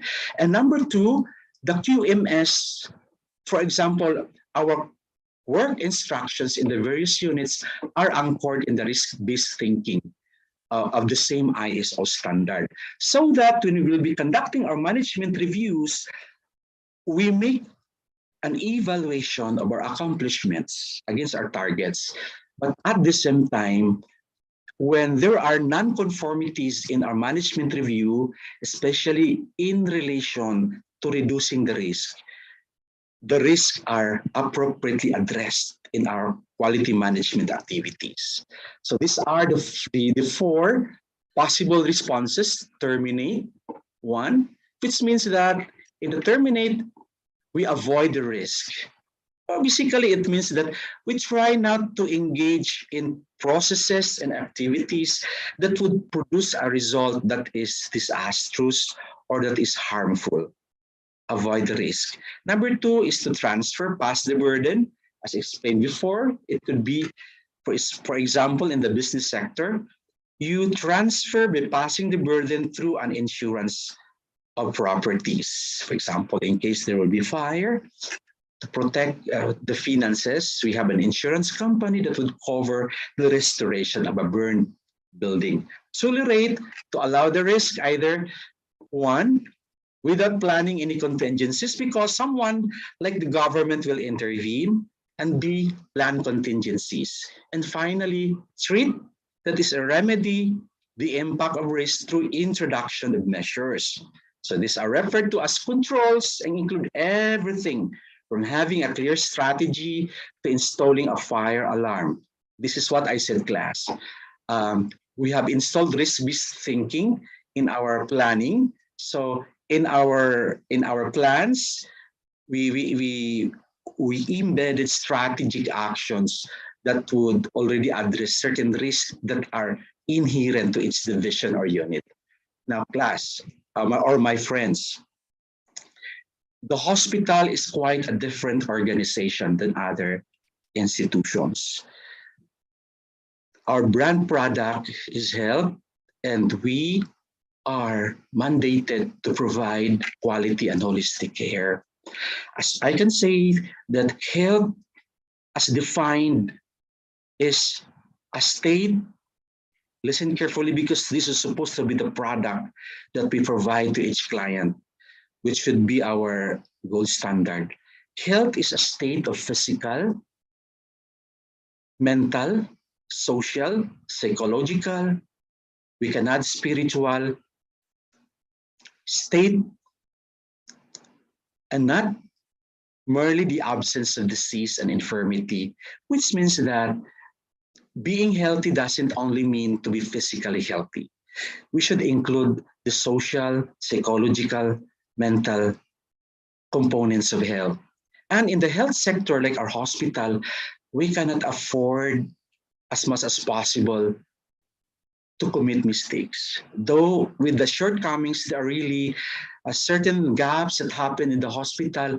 And what I mean, we are careful in choosing the risk treatment strategies. We don't implement much of transferring the risk or passing the burden upon another, or we don't tolerate risk as much, especially when we talk about health. We either terminate, avoid the risk, that is, we avoid activities that would result to undesirable health outcomes, or should the risk inevitably happen, we opt for treating the risk. So we do less transferring and tolerating the risk. Okay, so we do more of eliminating and avoiding the risk and reducing the risk, because in the risk treatment, as much as possible, we opt that in our risk measure, we can create an impact in the level of likelihood and the consequence of the risk. And these are the best practices that I would like to share with you that our hospital is doing on how we manage or treat our risk. So among them, number one is the hospital has established a continuous quality improvement committee and program as mandated by the PhilHealth Benchbook and the Department of Health. And number two, we have established a patient safety committee and program and hospital safety committee and program. The patient safety and hospital safety components are also embedded in our continuous quality improvement committee and program. What is quality? We define quality as doing the right thing, right the very first time and always. And this is our mandate from the PhilHealth. We have this circular that as part of our requirement in the licensing, we should have established continuous quality improvement program that already includes and integrates a proper risk management. And this is the issuance of the Department of Health, which actually was issued long time in 2006 to establish a CQI committee and program. I would just like to manifest this document that it says here in the requirement for PhilHealth that all hospitals are mandated to have a continuous quality improvement program. Okay, and this is the complementary reinforcing admin order of the DOH to implement such, establish a CQI program. And just recently, we have an issuance from the DOH. True enough, the DOH is really staunch in making sure that quality is ensured in all of its instrumentalities for the implementation of universal healthcare. DOH was proactive in issuing this, persistent on mandating us with the revised guidelines and implementing the continuous quality improvement program in the health facilities in support of the quality access of universal healthcare, because there are also risks involved. If our objective is to make access to quality healthcare through USC, there are uncertainties that would affect this particular objective, which is equitable access. And these are the components of CQI, and among them, number 3, I would like to showcase risk management. That is what I said, is a proactive stance of the DOH that the risk management measures are embedded in our policies from the central, regional, and hospital level. And this is the composition, the means of verification of the evidence of our quality improvement program to address and ensure that risks are avoided. Okay, this is the composition in the hospital as mandated. And in our CQI program, through the linkage and cooperation of the Philippine Society of Quality on Healthcare, or the PISQA, where we had our capacity building through Dr. Ricardo Costes, who was the past president of PISQA. We were introduced into a problem-solving methodology, which is the 8-step CQI, which is indeed quite a good tool in problem-solving, which would capacitate all of us, especially when we adopt risk termination strategies. If a certain risk is actually happening and it created a problem, we have a mechanism how to address it. We have established in our hospital quality circles. So every unit in our hospitals constitutes a quality circle, those group of people who perform, execute similar tasks and activities. And small units, and when they become a department and a division, they constitute problem-solving team or quality teams. And as a hospital, me as the head of the agency, I have issued the hospital old order mandating the divisions and units and required them to submit a CQI project at least 2 every year that would address a relevant UHC problem, either in the line of better health outcomes, responsive health system, or financial risk protection. If for the finance division, they have to address a financial risk protection issue. In the nursing service and the medical division, to address responsiveness and better and equitable health outcomes. And our institution is actually 9001 2015 ISO certified, and we learned the culture of the risk-based thinking through our journey with the ISO. And another best practice to address the risk, somewhere on the line of risk avoidance, avoiding activities that would produce negative impacts, or terminating or reducing the risk should it happen, is we establish a hospital disaster risk reduction management in health, or DREAM-H. For the information to everyone, DREAM-H, or disaster risk reduction management in health, is a pillar program of the universal healthcare. And our hospital is compliant and adhering to this initiative. And we have this department memorandum to implement the disaster risk reduction management in health promotion plan for 2019 to 2022. And I'm fully aware there are other issuances to advance this initiative. And in fact, my friends, sometime in 2021, Cebu South Medical Center was awarded with the gold. We were the best hospital in the region in the first regional disaster risk reduction management in health institutionalization recognition award. We received as the best hospital in the region to have the best hospital DreamH team and a certificate of recognition as the best health facility with the best practices and a plaque of recognition, the three of these to recognize us that as a best hospital in terms of hospital DreamH institutionalization. As you can see the title, my friends, this is risk management. We make sure that we are able to reduce the risk during times of emergencies and disasters. As we all know that the hospital should be the last structure or agency standing during emergencies and disasters. And we have a DreamH plan to ensure that we have institutionalized DreamH in our hospital, and we are guided by this DreamH or risk formula. That if we define a risk, when we talk about disasters, it is actually the product of the hazard, which is the potential threat to public health and safety, whether natural disaster, man-made disaster, times exposure, the actual presence of potential victims to a disaster, times vulnerability, which is defined as a weakness in people or in the components of the system, divided by capacity.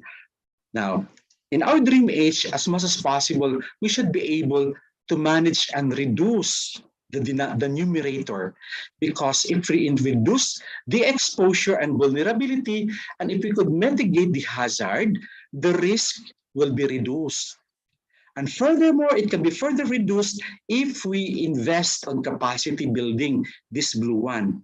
If we increase the denominator and reduce the numerator, we are able to reduce disaster risk. And that is actually what is DOH trying to propagate and to promote to all its facilities in the country.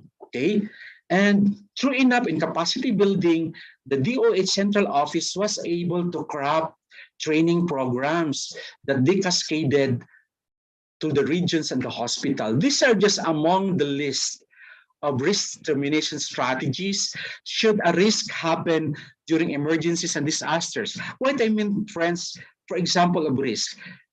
Risk is, for example, events or incidents that there are diseases that would happen, like during floods, waterborne infections, okay? In volcanic eruptions, there are victims of respiratory diseases brought about by sulfur or for the emissions coming from the volcano. And common to us is we have the basic life support. Yes, DOH is quite serious in implementing this. It is simplified as this, my friends. What is the connection of having basic life support as a way of managing the risk? This is, we put it this way. For example, there are quite victims of cardiac arrest, respiratory arrest, or foreign body airway obstruction, whether an infant, adult or child, that happen in the pre-hospital setting, malayo po sa hospital. By incapacitating the community and the health personnel, or even in the hospital, should there be a great number of patients, SOs and patients who succumb to cardiac arrest, respiratory arrest. And it's become the capacity of our code team to address in the hospital or in outside the hospital in the community. providing capacity build training of our community people and hospital personnel would reduce the risk of these victims of respiratory arrest, cardiac arrest, and foreign body obstruction from undesirable effects, which could be they become severe in severe conditions when the appropriate care arrives because appropriate CPR is delayed, or we can prevent the risk of these victims from dying through capacity building. Those are just an example class. So I would just like to showcase to you how the OH has crafted this capacity building activities. These are available. Some of them are available in our DOH Academy for those who are interested. And our hospital is also into the best practice of capacity building and organizing activities to engage in team steps. We are among a few hospitals in Cebu who are into the team steps capacity building. Okay. What is team steps?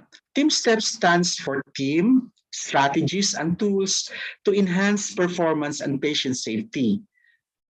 And it focuses on special skills supporting team performance principles, including training materials, behavioral methods, human factors, cultural change designed to improve quality and patient safety. And our Petro, our Professional Education Training and Research Office, is the lead because my Petro head is actually once the focal person of the GCI accreditation of the Chonghua Hospital before, and he is now a full-time personnel in our institution, and he is able to cascade and transfer the learning also to our hospital into team steps. And through our Petro, we have established that International Patient Safety Goals Capacity Building, IPSGs. This is an active, regular program in our hospital. What is IPSG capacity building? Which has a bearing on risk avoidance. One goal is to identify patient correctly. You know, class, this is an important risk avoidance activity. In as much as possible, we want to make sure that before we administer medications, invasive diagnostic procedures or medications or interventions, we are able to administer it to the right patient. So we have identified the patient correctly. And number two, we have to improve effective communication. Third goal is improve the safety of high alert medications. So we have to make sure that we don't allow activities that would result to medication error. Kaya risk avoidance kami dyan. And goal number 4 is to ensure safe surgery. I'll show you to you our best practices. These are active goals implemented in our hospital. And we have number 5, reduce the risk of healthcare associated infection. Through our IPCU or Infection Prevention Control Unit, we have actually, my friends, a full-time permanently employed infectious diseases specialist in Cebu South Medical Center, also happens the president of the Cebu chapter of the IDS consultants. So she's the one leading in this project, hand washing, the 5 moments. And number 6, to reduce the risk patient harm resulting from falls. Allow me to illustrate to you how these are happening in our institution. Through our nursing service division, we have initiated this patient identification survey. This is the sample of our survey 4. It's a survey questionnaire that addresses as critical questions with the in view of addressing and making sure that the correct patient is identified. The nursing service division does a monthly survey of this. This is under our patient safety program. So identify the correct patient properly. So that's a risk avoidance. Okay. And number 2, we have under IPSG goal number 3, we have our medication safety initiatives. This is still a risk avoidance strategy. We have our nursing service webinars, a lot of them, and we have our medication safety monitoring and evaluation. We do this monthly.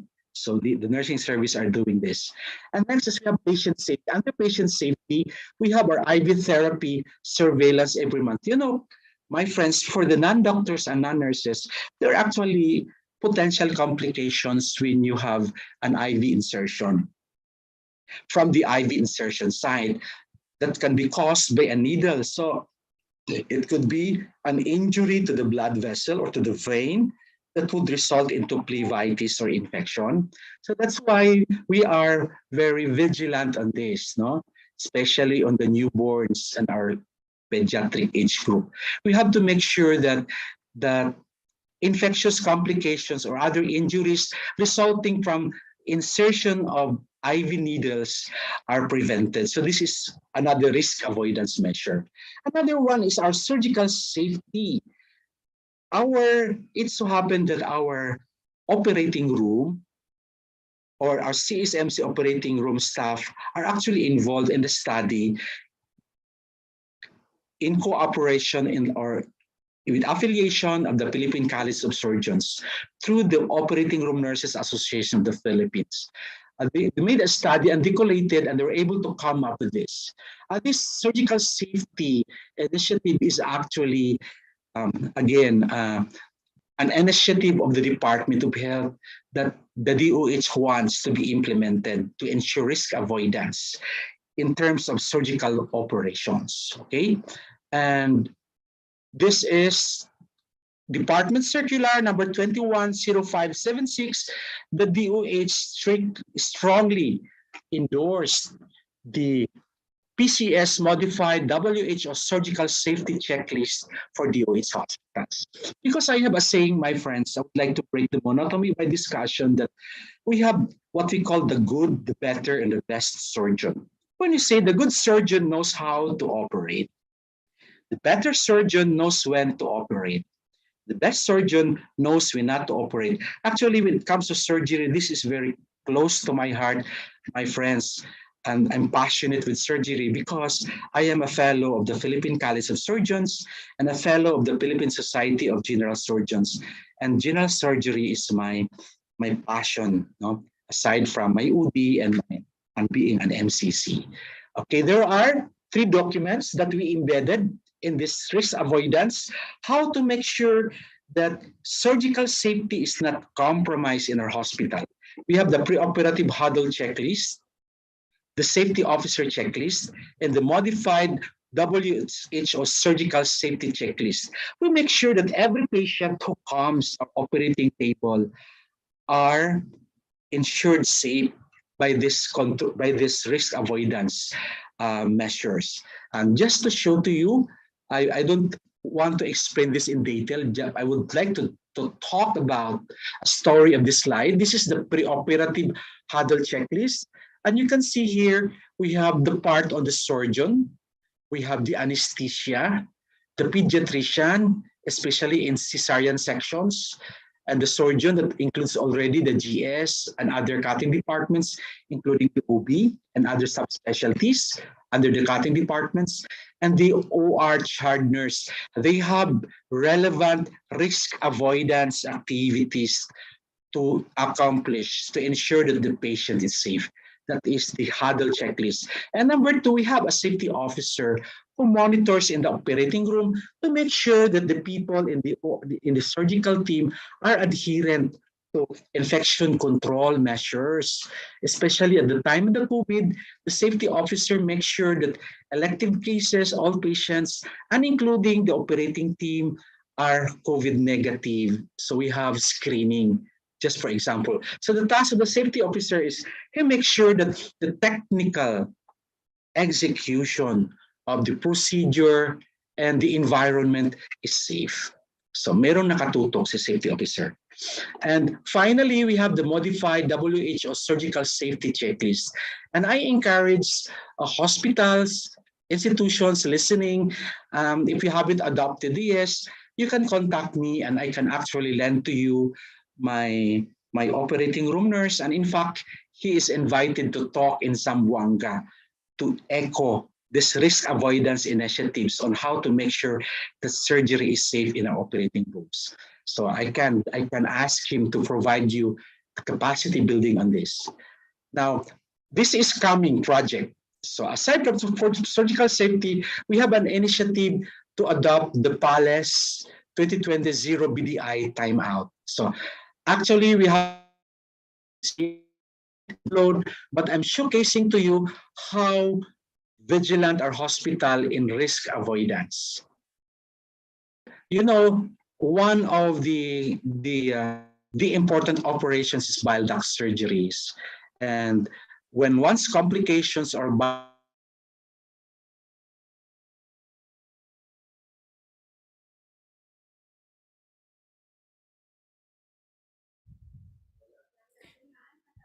Good morning, ounce of Doc. Excuse me prevention po. than a pound of cure. That's why we have this measure, the BDI timeout. And another is our infection prevention control unit, these are aquatic practices, is we have the hand hygiene surveillance. In fact, we have monitoring and evaluation of our compliance of all units. We have somebody making rounds and observing the nurses and doctors to make sure, for example, just among others, but before a nurse, a doctor proceeds on handling a patient, we make sure that they wash their hands. And we have the 5 moments in hand washing that you should wash your hands before you touch a patient, before clean an aseptic procedure, you wash your hands after body fluid exposure. For example, if you deliver a pregnant and there was a splash of amniotic fluid, you make sure that you wash properly or even take a bath. And number 4, after touching a patient and for example, in critical site with body fluid exposure and after touching a patient's surroundings, siguro po namin friends na safe ang patient namin. And we do this every week. And my IPCU is very strict in implementing this. And another one is, in the interest of risk management, among the 2 CQI projects that I mandated as mandatory, that divisions and units should be able to submit with our linkage with the Philippine Society in Quality in Healthcare, or PISQA, projects that have bearing on managing risk and preventing and correction of errors. And another best practice is our antimicrobial stewardship webinar series of trainings through our Petro in coordination with the IPCU and surveillance. In fact, we have regular monitoring and evaluation. Our IPCU, our IDS specialist who's full-time, does daily rounds. She checks the charts, whether the appropriate level of antibiotics are given, whether antibiotics are based on culture and sensitivity tests for complicated infections. And we have environmental support from our Department of Pathology and Laboratory Medicine. They do swabbing, we do culture and sensitivity tests in different areas in the hospital. For example, in the handle of our ramps, and going to a particular diagnostic unit, in our emergency room, in our OPD, in our operating room, critical areas of patient care, they take samples, swabbing from those areas, and they do culture and sensitivity. So that we are guided what are the predominant bacteria that is in our surroundings, and also will guide us and alarm us as a measure to prevent or reduce hospital-acquired infection or nosocomial infections. Another very important is our patient safety initiative of our nursing service division. This is a regular activity. Actually, this year, my friends, we have 3 action researches for 2022 anchored on the patient safety. Okay. Now, in our OPD patient engagement, actually, my friends, I'm almost through. We have every week health education of patients on health promotion and disease prevention. Most especially, my friends, our risk avoidance patient engagement at the height of the pandemic. We provided lectures to our patients and our ASOs how to prevent COVID. And even in the non-pandemic, we teach them how the mothers how to prevent intestinal infections, how to prevent leptospirosis, especially if they are flooding, among others. And another best practice with our OB department is we have the prenatal ward class every week, because we have observed there is an increasing risk of the incidence of high-risk pregnancies. So we want to make sure that pregnant mothers would have a very good outcome in their deliveries. So we encourage them to have facility-based delivery, iwas na doon sa mga komadrona or the home deliveries. They should come to the hospitals, because the DOH and the national government has already found ways to ensure financial risk protection. Libre po ang panganak sa government hospitals, especially in the DOH. So kaya hinikayat ko po yung mga buntis o kayong mga anak doon sa mga komadrona o kahit saan-saan. Pumunta kayo sa mga hospital namin anywhere in the country. Mga government hospital like ours, imbitado po kayo. And I assure you, if you come to our hospital, lilibrihin ko po kayo. Kahit ilang pregnancy, wala pong bayad. Basta magpa-prenatal check-up at saka magpa-prenatal care sa amin. And another one class, this is actually in relation, I think, to IPSG. Fall dashboard, meron kami nito. We have recognition and awards to patient care areas na walang incidents of patient falls. Kung sino yung unit na walang patient na nahuhulog sa kama o kahit nahuhulog sa saan, may award, we give recognition and award. So this is risk avoidance initiative. Fall dashboard ang tawag namin nito. Another important best practice is the pressure injury prevention webinars. Nagawa na po natin ito. This is in coordination with the cutting department of surgery, and we have also our nursing service division, which is among my very active divisions in our institution in ensuring CQI and patient safety to our patients in collaboration with our medical division and allied health services. And we have also the patients. Ayan po, Doc. Good morning po. Excuse me po. Yes po. Thank you so much, Doc, for your comprehensive sharing po. Like kahapon pa po kasi maraming nag-aabang sa ating mga participants ng risk practices applied in the hospital setting. And we are joined po today by different agencies. We have the Department of Health, the PhilHealth, Hospital ng Imus. We also have PNP Health Surveys, the RITM, and we also have the Region 2 Trauma and Medical Center. Surely po, they can relate po to the numerous risk treatment or approaches you shared, but we would like to remind lang din po sana on the time natin. Maybe we can also discuss na po the risk monitoring for around 5 more minutes po siguro. Actually, sir, I can cover to the slides in less than 5 minutes na po. Alright, thank you so much, Doc. So, just to mention a few among others, so meron kaming bi-weekly RT-PCR unvaccinated staff, because this is the premise that we want to protect our unvaccinated personnel, because based on scientific studies naman po, the vaccination doesn't prevent, babalik ko po, it doesn't prevent COVID infection. Kahit vaccinated may infect, vaccinated or unvaccinated. Ang ganda sa vaccination is that the vaccinated group are less likely to get the severe type of COVID and the least incidence of deaths arising from COVID. And studies have proven that most of the severe infections and critical conditions and deaths are happening in the non-vaccinated group. Then we have vaccination programs. Best practice namin, our hospital is a walk-in COVID vaccination. Hindi kami pumupunta sa LGU para mag-vaccinate. Kami mismo nag-organize that we provide free vaccination to any walk-in. And we have patients' information safety. We ensure that the information of patients are safe. So our Data Privacy Act, an appointed data privacy officer. And we make sure that affiliate schools and hospitals who come to us, kung meron kami mga health workers who rotate to us, we make sure that they sign a non-disclosure agreement. And we have established hierarchy of controls in the pandemic.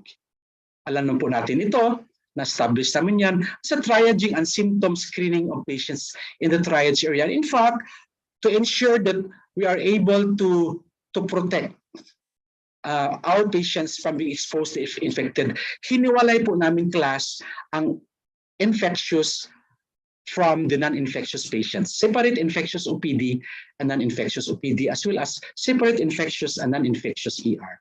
And our integrated hospital information management system, iHome, we have cybersecurity in coordination with the ICT.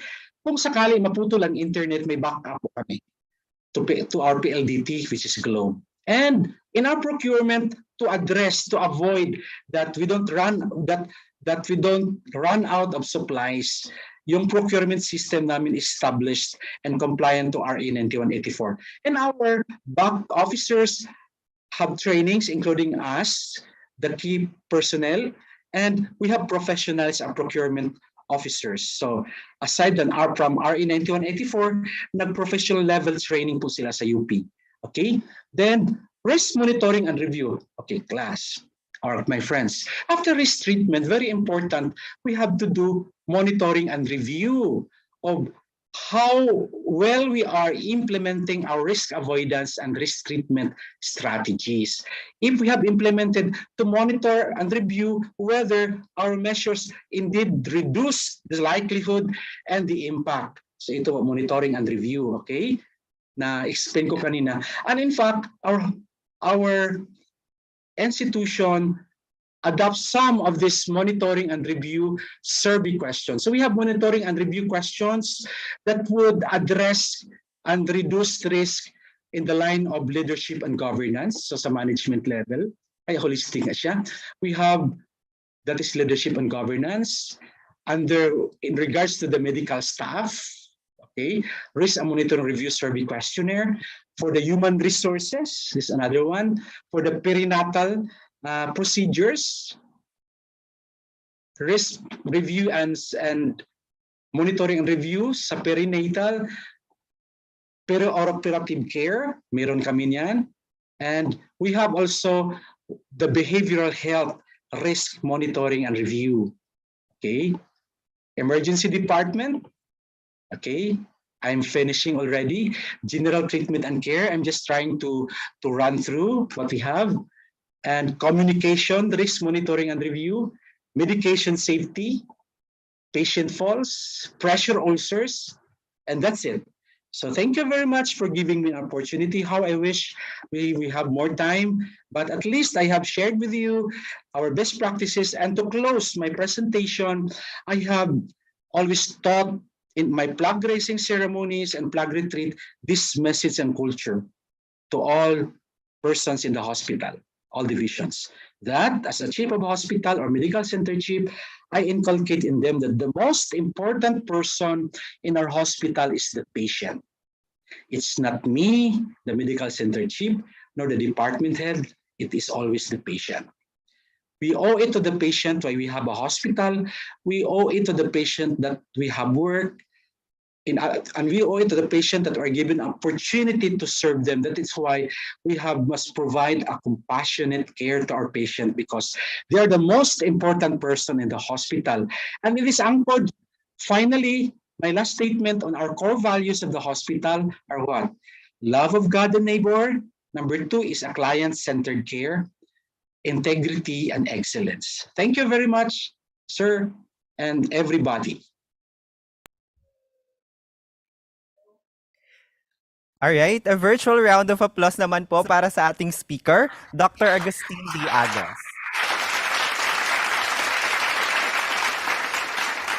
Sobra pong appreciated po ng ating mga participants yung comprehensive presentation and your words of wisdom po, Doc Agos. And before we proceed po, check lang po natin kung okay pa ba yung discussion natin from the end ng ating mga participants. Sa Zoom and YouTube po natin, any emoji react or thumbs up po natin. Baka po pwedeng makahingi sa ating mga participants. Sa Zoom, ayan. May mga heart react, yan, clap react. How about sa atin po sa YouTube? Ayan, mga heart react, thumbs up. Okay. Yeah, so nandyan pa naman yung mga participants po natin. Thank you also for your positive response. And now, as we are done with sharing the best practices and approaches on risk treatment and monitoring, we come to the part of announcing that in line with the Government Quality Management Program advocacy initiatives, a basic guideline on risk management will be made available soon. We hope that this guideline will complement your development, sustenance, or improvement of your risk management programs. On the screen is the initial document that will be released through the PDC webpage, pdc.dap.edu.ph, and PDC Facebook, www.facebook.com/dap.pdc. To get a copy of the generic procedure on risk management, kindly register through this link. A heartwarming thank you to our speakers today. Let us give them a virtual round of applause.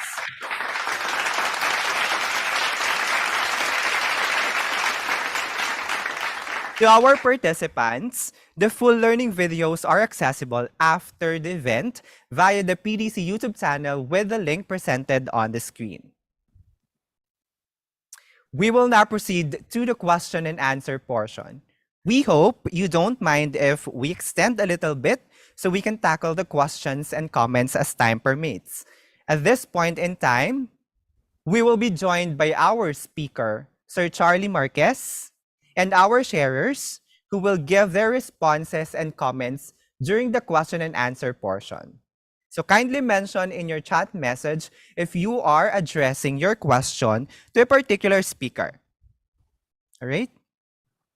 I think we parked some questions from yesterday and that we promised to answer today.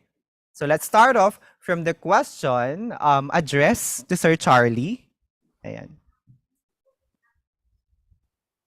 Okay, so the question addressed to Sir Charlie, medyo mahaba sir yung question natin actually. Sige. Umpisa natin with a question from JC Quezon. The question, how often do you need to update the risk registry? Right? And related to that question from Mr. Jeremias Di Galanto from Napolcom Region 12, is there what we call as risk owner? All right, may question pa tayo, Sir Charlie.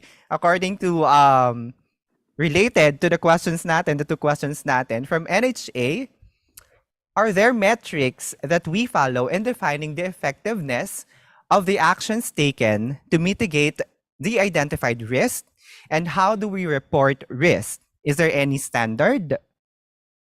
And lastly, related to the same question from PNP, Police Major Magilas Salvacion, can threats in SWAT be considered as risk? Ayan. So, ang mga questions po natin is about update on the risk registry. We also have questions about risk owner and metrics to be identified in risk. We also have how do we report risk and is there any standard for risk? All right. Isa-isahin lang natin ha kasi magkakaiba yung questions. One yung often depende kasi sa situation ninyo. If you are looking at process risks, when you review, when you do your semestral or quarterly review, okay na po yon if it's process risk. Pero kung kunyari yung situation ng COVID or pandemic where lives are at stake, the frequency should be higher. So for example, the classic example I was sharing with yung grupo nila doc sa medical profession, because lives are at stake na sabi namin, nag-increase ba yung COVID cases sa Baguio? Our doctors here, they review the risk on a daily basis sa kasagsagan ng COVID to ensure that walang nangyayaring cases. Walang nakakapasok sa Baguio na infected by COVID.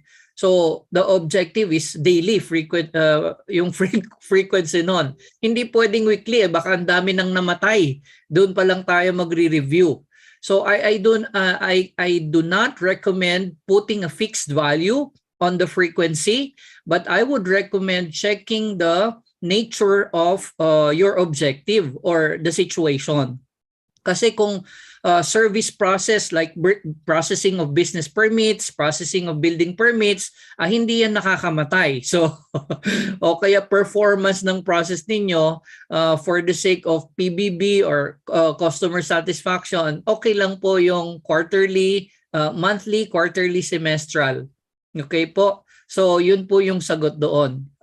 If lives are at stake in the medical profession, dapat more frequent yan. Okay, yun yung sa how often. With regards to risk owner, of course, each process owner is the risk owner dapat. Kasi remember, we said that the risk is the uncertainty that you will not meet your objectives. Ang objectives po natin, we go down to the IPCR level.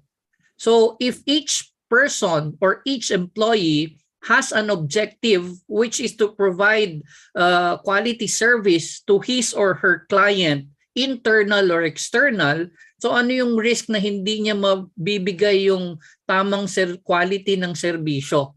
So there are accountable groups per department, but I recommend allowing each person or assigning each person to be their own risk, to be the risk owners. Okay po? Para accountable sila sa performance nila. Yun po yun. And then yung number 3, I did not get that about the metrics. What was the question on the metrics? Yes, sir. The question po sa metrics is, are there metrics that we follow in defining the effectiveness of the actions taken to mitigate the identified risk? How do we report risks? And is there a Wait standard? lang. The third lang muna.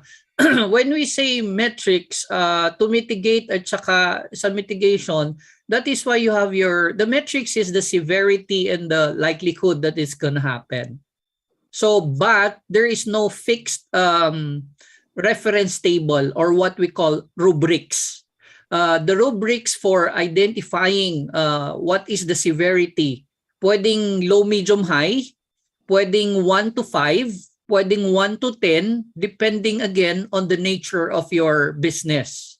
In the pharmaceutical, semicon, and the petrochemical industry, they use 1 to 10. Pero pag service, okay na po yung 1 to 5 or 1 to 3 na scale natin on defining our severity and likelihood. Okay po. Ngayon, as to the reassessment, because yun yung tinatanong ni Sir na nasa last column, pag nag-reassess kayo, that is after implementing the mitigation actions. Kung nangyari ba yon or hindi na nangyayari, so the reassessment will tell you, effective yung ating mitigation plan or mitigation action, then the either the severity or the probability should become lower after your reassessment using the same rubrics or reference table that you have defined and agreed upon as an organization. Yun po yung sa metrics. The fourth question, please. How do we report risks? Dapat meron kayong normally in the management review. So there is a formal structure. Isasabay po natin kung ISO yung usapan natin during your MR.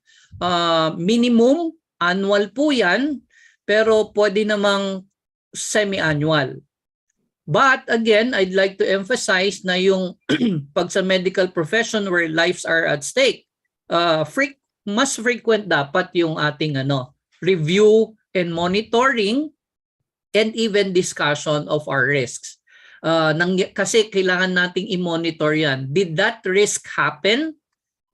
Because if it happens, it is no longer a risk, but we will have to transfer that into our risk registry. No, not risk registry, issues registry. Kasi from risk, which might happen, pag nangyari na siya, ililipat na natin siya sa issues registry natin.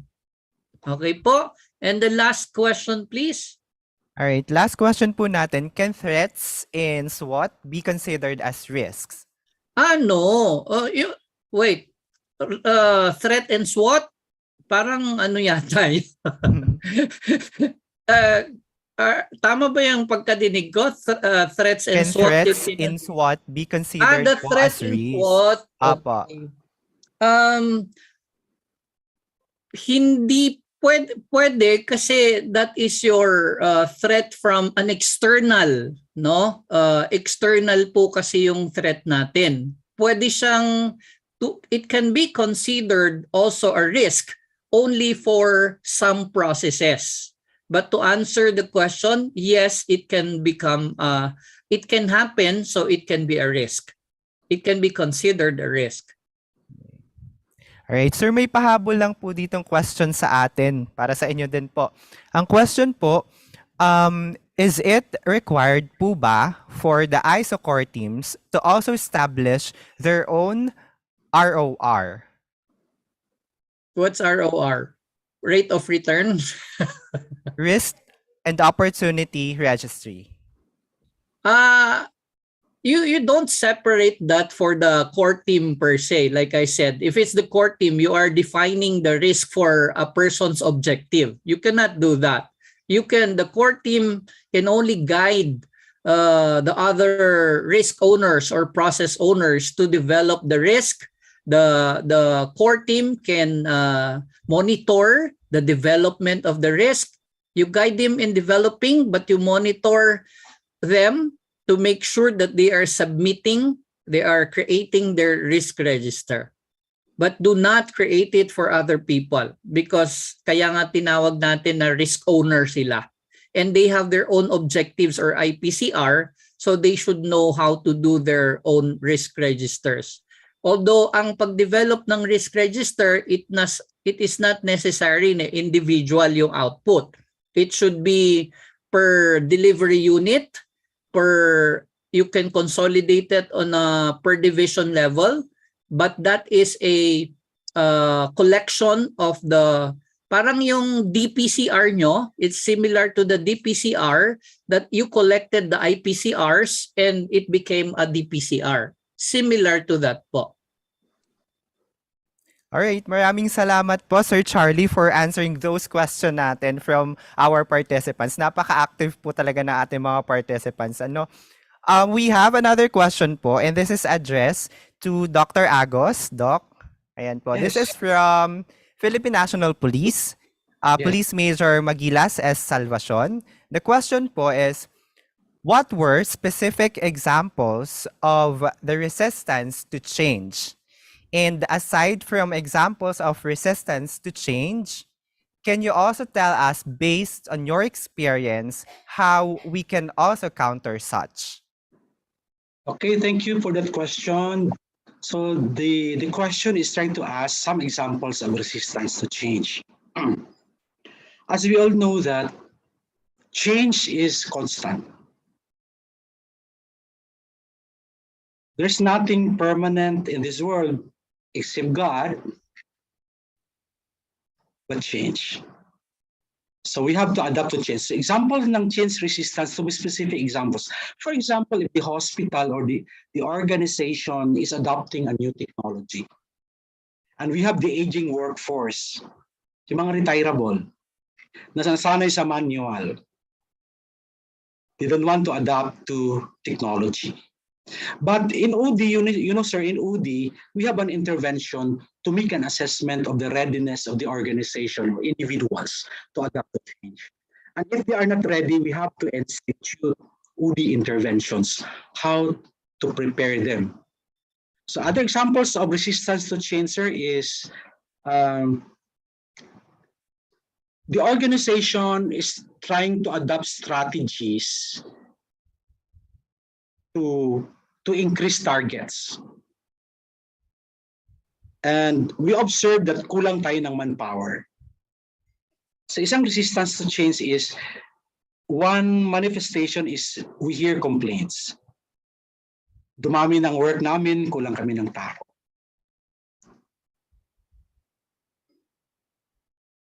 Concrete example, yung sa pandemic, resistance to change is the new normal. Maraming nagre-resist under sa new normal. Because the new normal thing now is like, in as much possible is, lalo na ngayon, di ba, lifted na ata. Totoo bang lifted bang mask? Wala pa naman, no? In the office, for example, in the hospital, kailangan ang mga pasyente, because we have actually a we have maximum tolerance, no? Yung mga SOs kinukuna namin ng health history, pero hindi namin pinipigilan ang mga unvaccinated to come kasi they are clients. But we have instituted a mechanism to reduce or minimize infection by imposing that at the height of the pandemic, no face mask, no face shield, no entry at the height of the pandemic. May resistance to change. Ang nangyayari, may ibang patients talaga na ayaw nang pumunta sa hospital. So don't want to cooperate, but there are a few of them only. Ganun po. Those are just few concrete examples of resistance to change. But the way to address how to increase readiness is may mga interventions. Ipaintindi mo sa mga tao ano yung vision and goals ng hospital, ano ang direksyon ninyo. And it should be cascaded from top management, middle management, and the lower tier of the organization. Pinaka-importante, sir, is communication. Ipaintindi mo sa kanila. Alright, thank you so much po, Doc. Well, there is another question po, directed pa rin po sa inyo.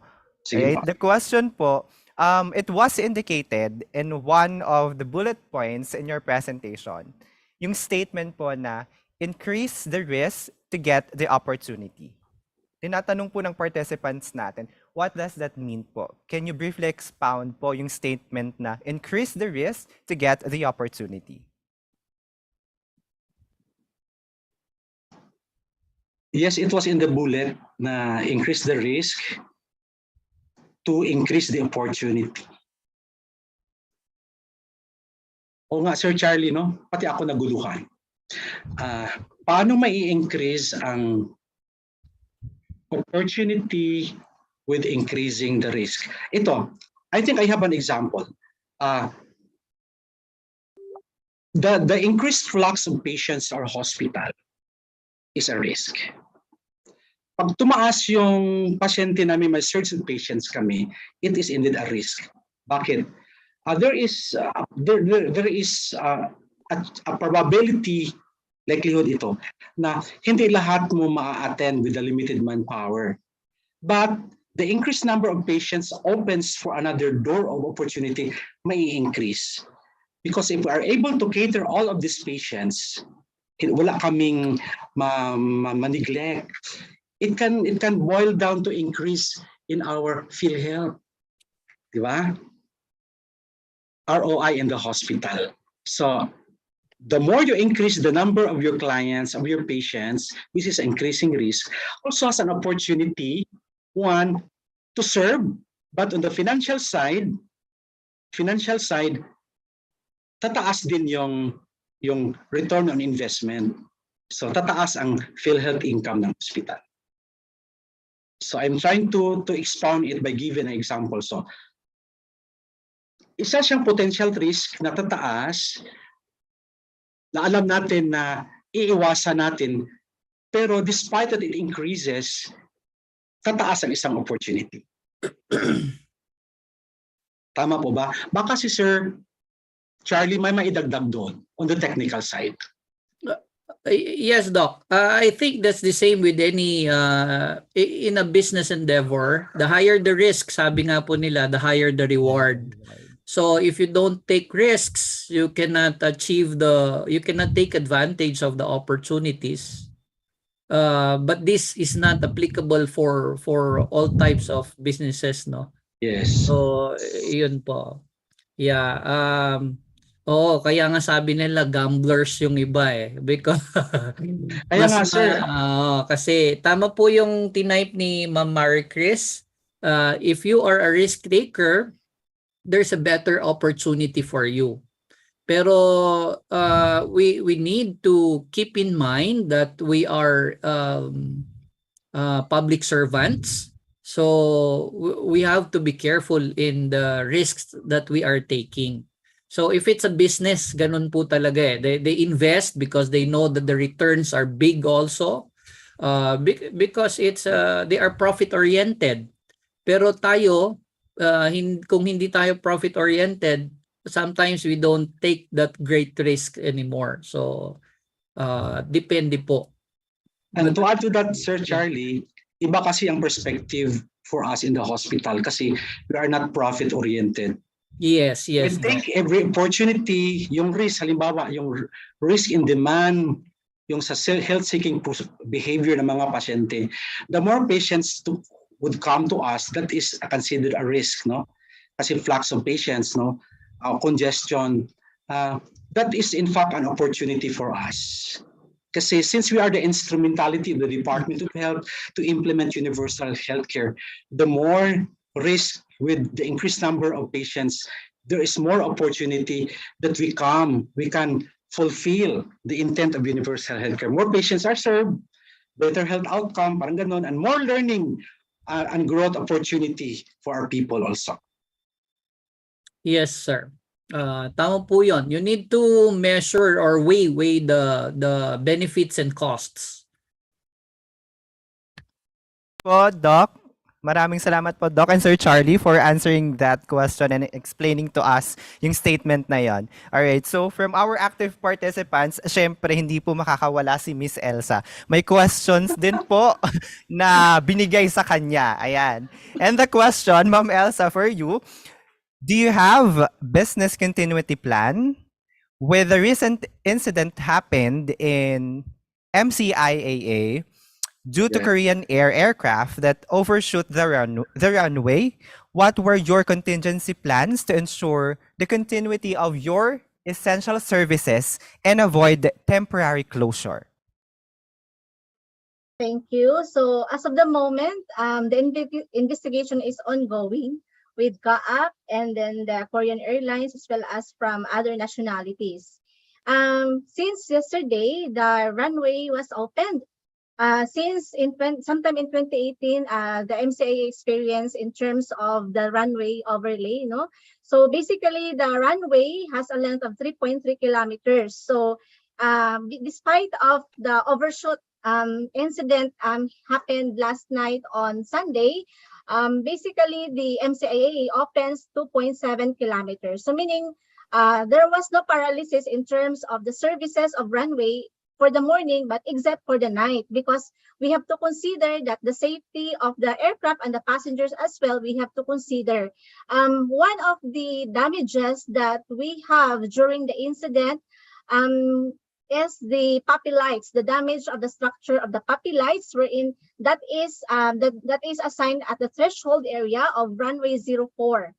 So runway 04, which is the most damaged structure, wherein our airfield navigational lights are damaged for now. So it's very difficult that we have to use the overall length of the runway. So that is why for now, temporarily, international and domestic flights are free to land and of course depart from airport MCIAA, particularly using the runway particularly, yes, using the 2.1 kilometers. Alright, thank you so much, ma'am, for answering the question. And also, ma'am, may pahabol pa dito. Pero ito naman, konting lambing and request from our participants. This is from RTVM. Sabi po nila, can they ask for a copy of the MCIAA risk assessment matrix because it is concise and well-planned. So it's a compliment din po sa inyo. Another lambing and request from Philippine National Police. They say this is a good template for the PNP Aviation Security Group. Having said that, I hope that this is shared to the PNP AVSEGR, or how do you pronounce it? Yeah, the group, since they provide the security for all airports. Ayun po, ma'am, yung lambing sa atin ng mga participants. Well taken po. Salamat po, sir. Alright. Thank you po, ma'am. We are receiving po a lot of interesting questions talaga from our participants, and we would like to answer as many as possible, but we need to manage the time. So I think we can respond to one more question. All right, this is for Sir Charlie. Sir Charlie, all right. Sir, can you explain briefly risk appetite and risk tolerance? How do limits differ from medical, industrial, and public sector? Grabe namang hirap ng tanong. Pero no, Oo no, nga po, sir. I'm kidding, I'm kidding. The risk appetite, actually may nakita akong nag-comment kanina. Depende, sabi niya, sa risk appetite of top management. So, yung risk appetite, i-anchor po natin 'yan doon sa inyong mga mitigation actions. So, ito ba yung mga magiging aggressive ba tayo in taking the risk given that there are opportunities that we have identified?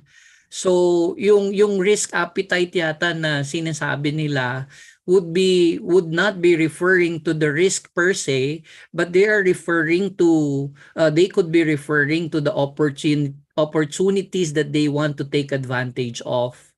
So, example, there is a new medical equipment, state of the art, that is very, very expensive. So are we going to take the risk in buying or purchasing this equipment given that it can become a white elephant kung hindi magagamit dito sa Pilipinas because it was not designed to be applicable to the local audience, parang ganon. So yun po yung yung risk appetite natin to take advantage and invest in this kind of equipment. That is one of the example. So yun po, no, yung sa risk appetite. It really depends on the appetite of risk appetite of management, if they are risk takers or risk averse. But of course, they need to be guided by data. Basta kailangan meron tayong data to support our risk, our actions, and come up with the sound decision. Yun po dapat. Without any hard data to support us in coming up with the sound decision, wag po tayong maging very aggressive. All right, maraming salamat po, Sir Charlie, for answering the question. And thank you to all our speakers and sharers today. Doc Agos, Ma'am Elsa, Sir Charlie, maraming salamat po. Nakakatuwa po na ang daming comments sa chat boxes natin on YouTube and Zoom. We are able to validate po how interested everyone is on the topics presented. Sabi po ng Southern Philippines Medical Center, for the future risk management webinars, I am happy to suggest to the Productivity and Development Center of the DAP, you may invite Southern Philippines Medical Center, SPMC Davao City, to share their institutional insights and scheme for the risk management and how they retain being ISO 9001 certified despite the largest DOH tertiary hospital in the Philippines with 1,453 bed capacity. Wow. Right? Meron naman po kaming na-identify na volunteer sharer na in the next webinar. Salamat po. Ayan. And another suggestion po for future undertaking from NHA, ang sabi po sa comment, hello DAP, what about creating a group chat for risk topics in government where we can share and ask our peers and experts on whatever needs we all have? Ayan. So, baka po pwedeng i-add din tayo sa sa official Facebook account natin ng DAP. Yan. Para makapag-create tayo ng group chat na gusto ninyo. Alright? Thank you po sa lahat ng mga nag-comment sa atin ng mga participants. And it has been a wonderful 2 days learning with all of you. To encapsulate the topics, please be reminded that risk management is a key element of governance and public sector organizations in terms of having the structures, processes, corporate values, and culture. It is a cornerstone of an organization's architecture for strategic and operational success and needs to fit well as a quality management process within the ISO 9001:2015 framework. A typical risk management process in a public sector organization shall involve the basic process. First one, identifying future events or occurrences that threaten the attainment of objectives. Secondly, rating the level of risk in terms of likelihood and extent of impact. Considering treatment actions, whether to tolerate, treat, transfer, or terminate a risk. And lastly, reviewing mechanisms for ensuring risk management decisions are up to date and robust, and reporting process updates to management and others charged with governance. Further, learning from all our guest speakers today, we need to customize the approaches and tools that will be suitable to the nature of the organization or agency, right?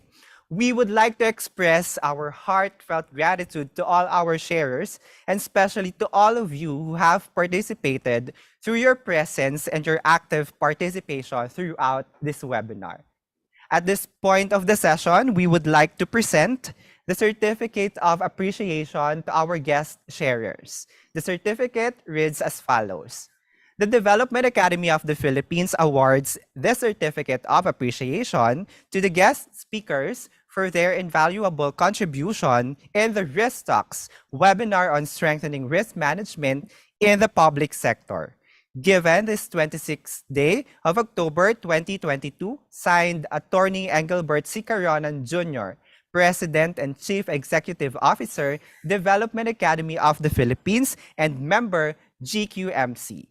Right, so may we call on to receive the Certificate of Appreciation, our first guest speaker today from Mactan, Cebu International Airport Authority. We have Ms. Elsa D. Bubuli.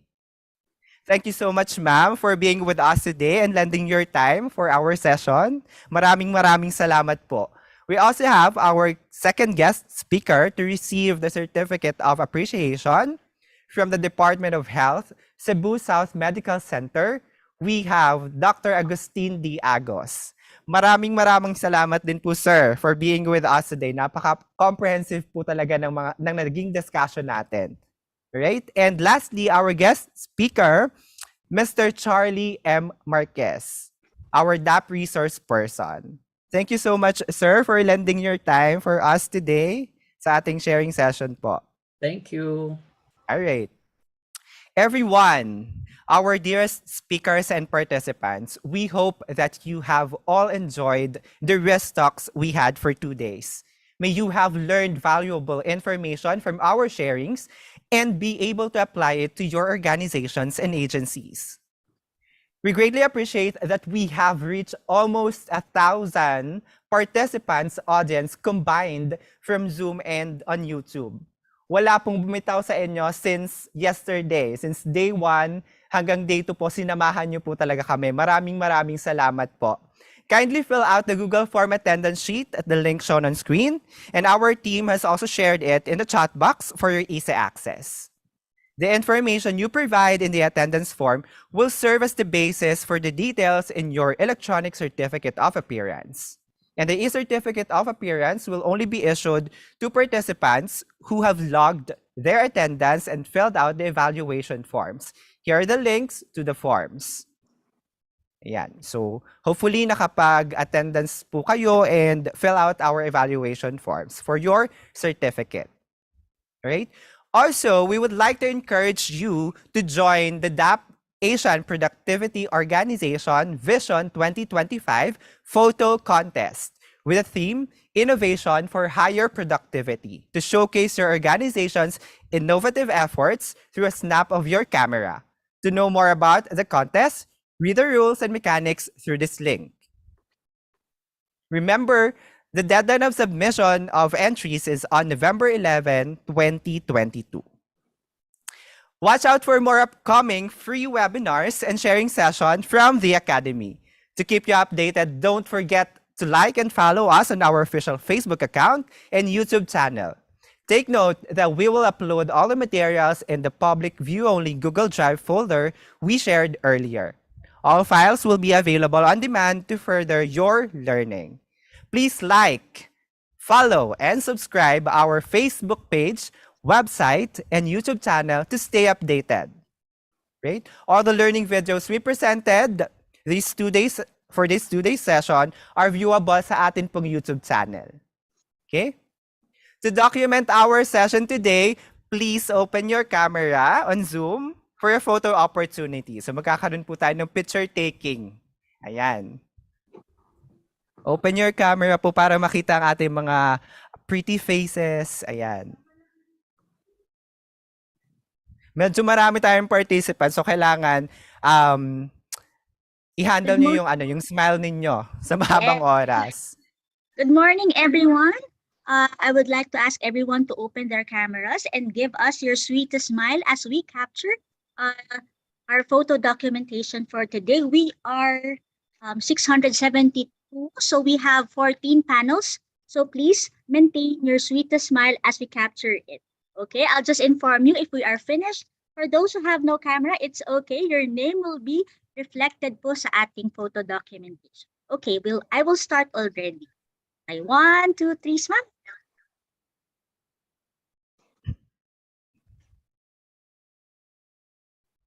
Okay, please bear with me. Marami po tayo and very much appreciated po ang inyong participation po sa amin today, and hopefully we will be able to see your evaluation and your feedback po, because we need your feedback po as we improve our service po.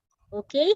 Marami na po ang hindi naka-open ng cameras, but don't you worry, your names are reflected po sa ating photo documentation. Again, thank you very much. I am on my last 3 slides, last 3 panels, so bear with me. Thank you. Okay. Back to you, Edmond. Thank you. All right, thank you so much, Miss Margaret.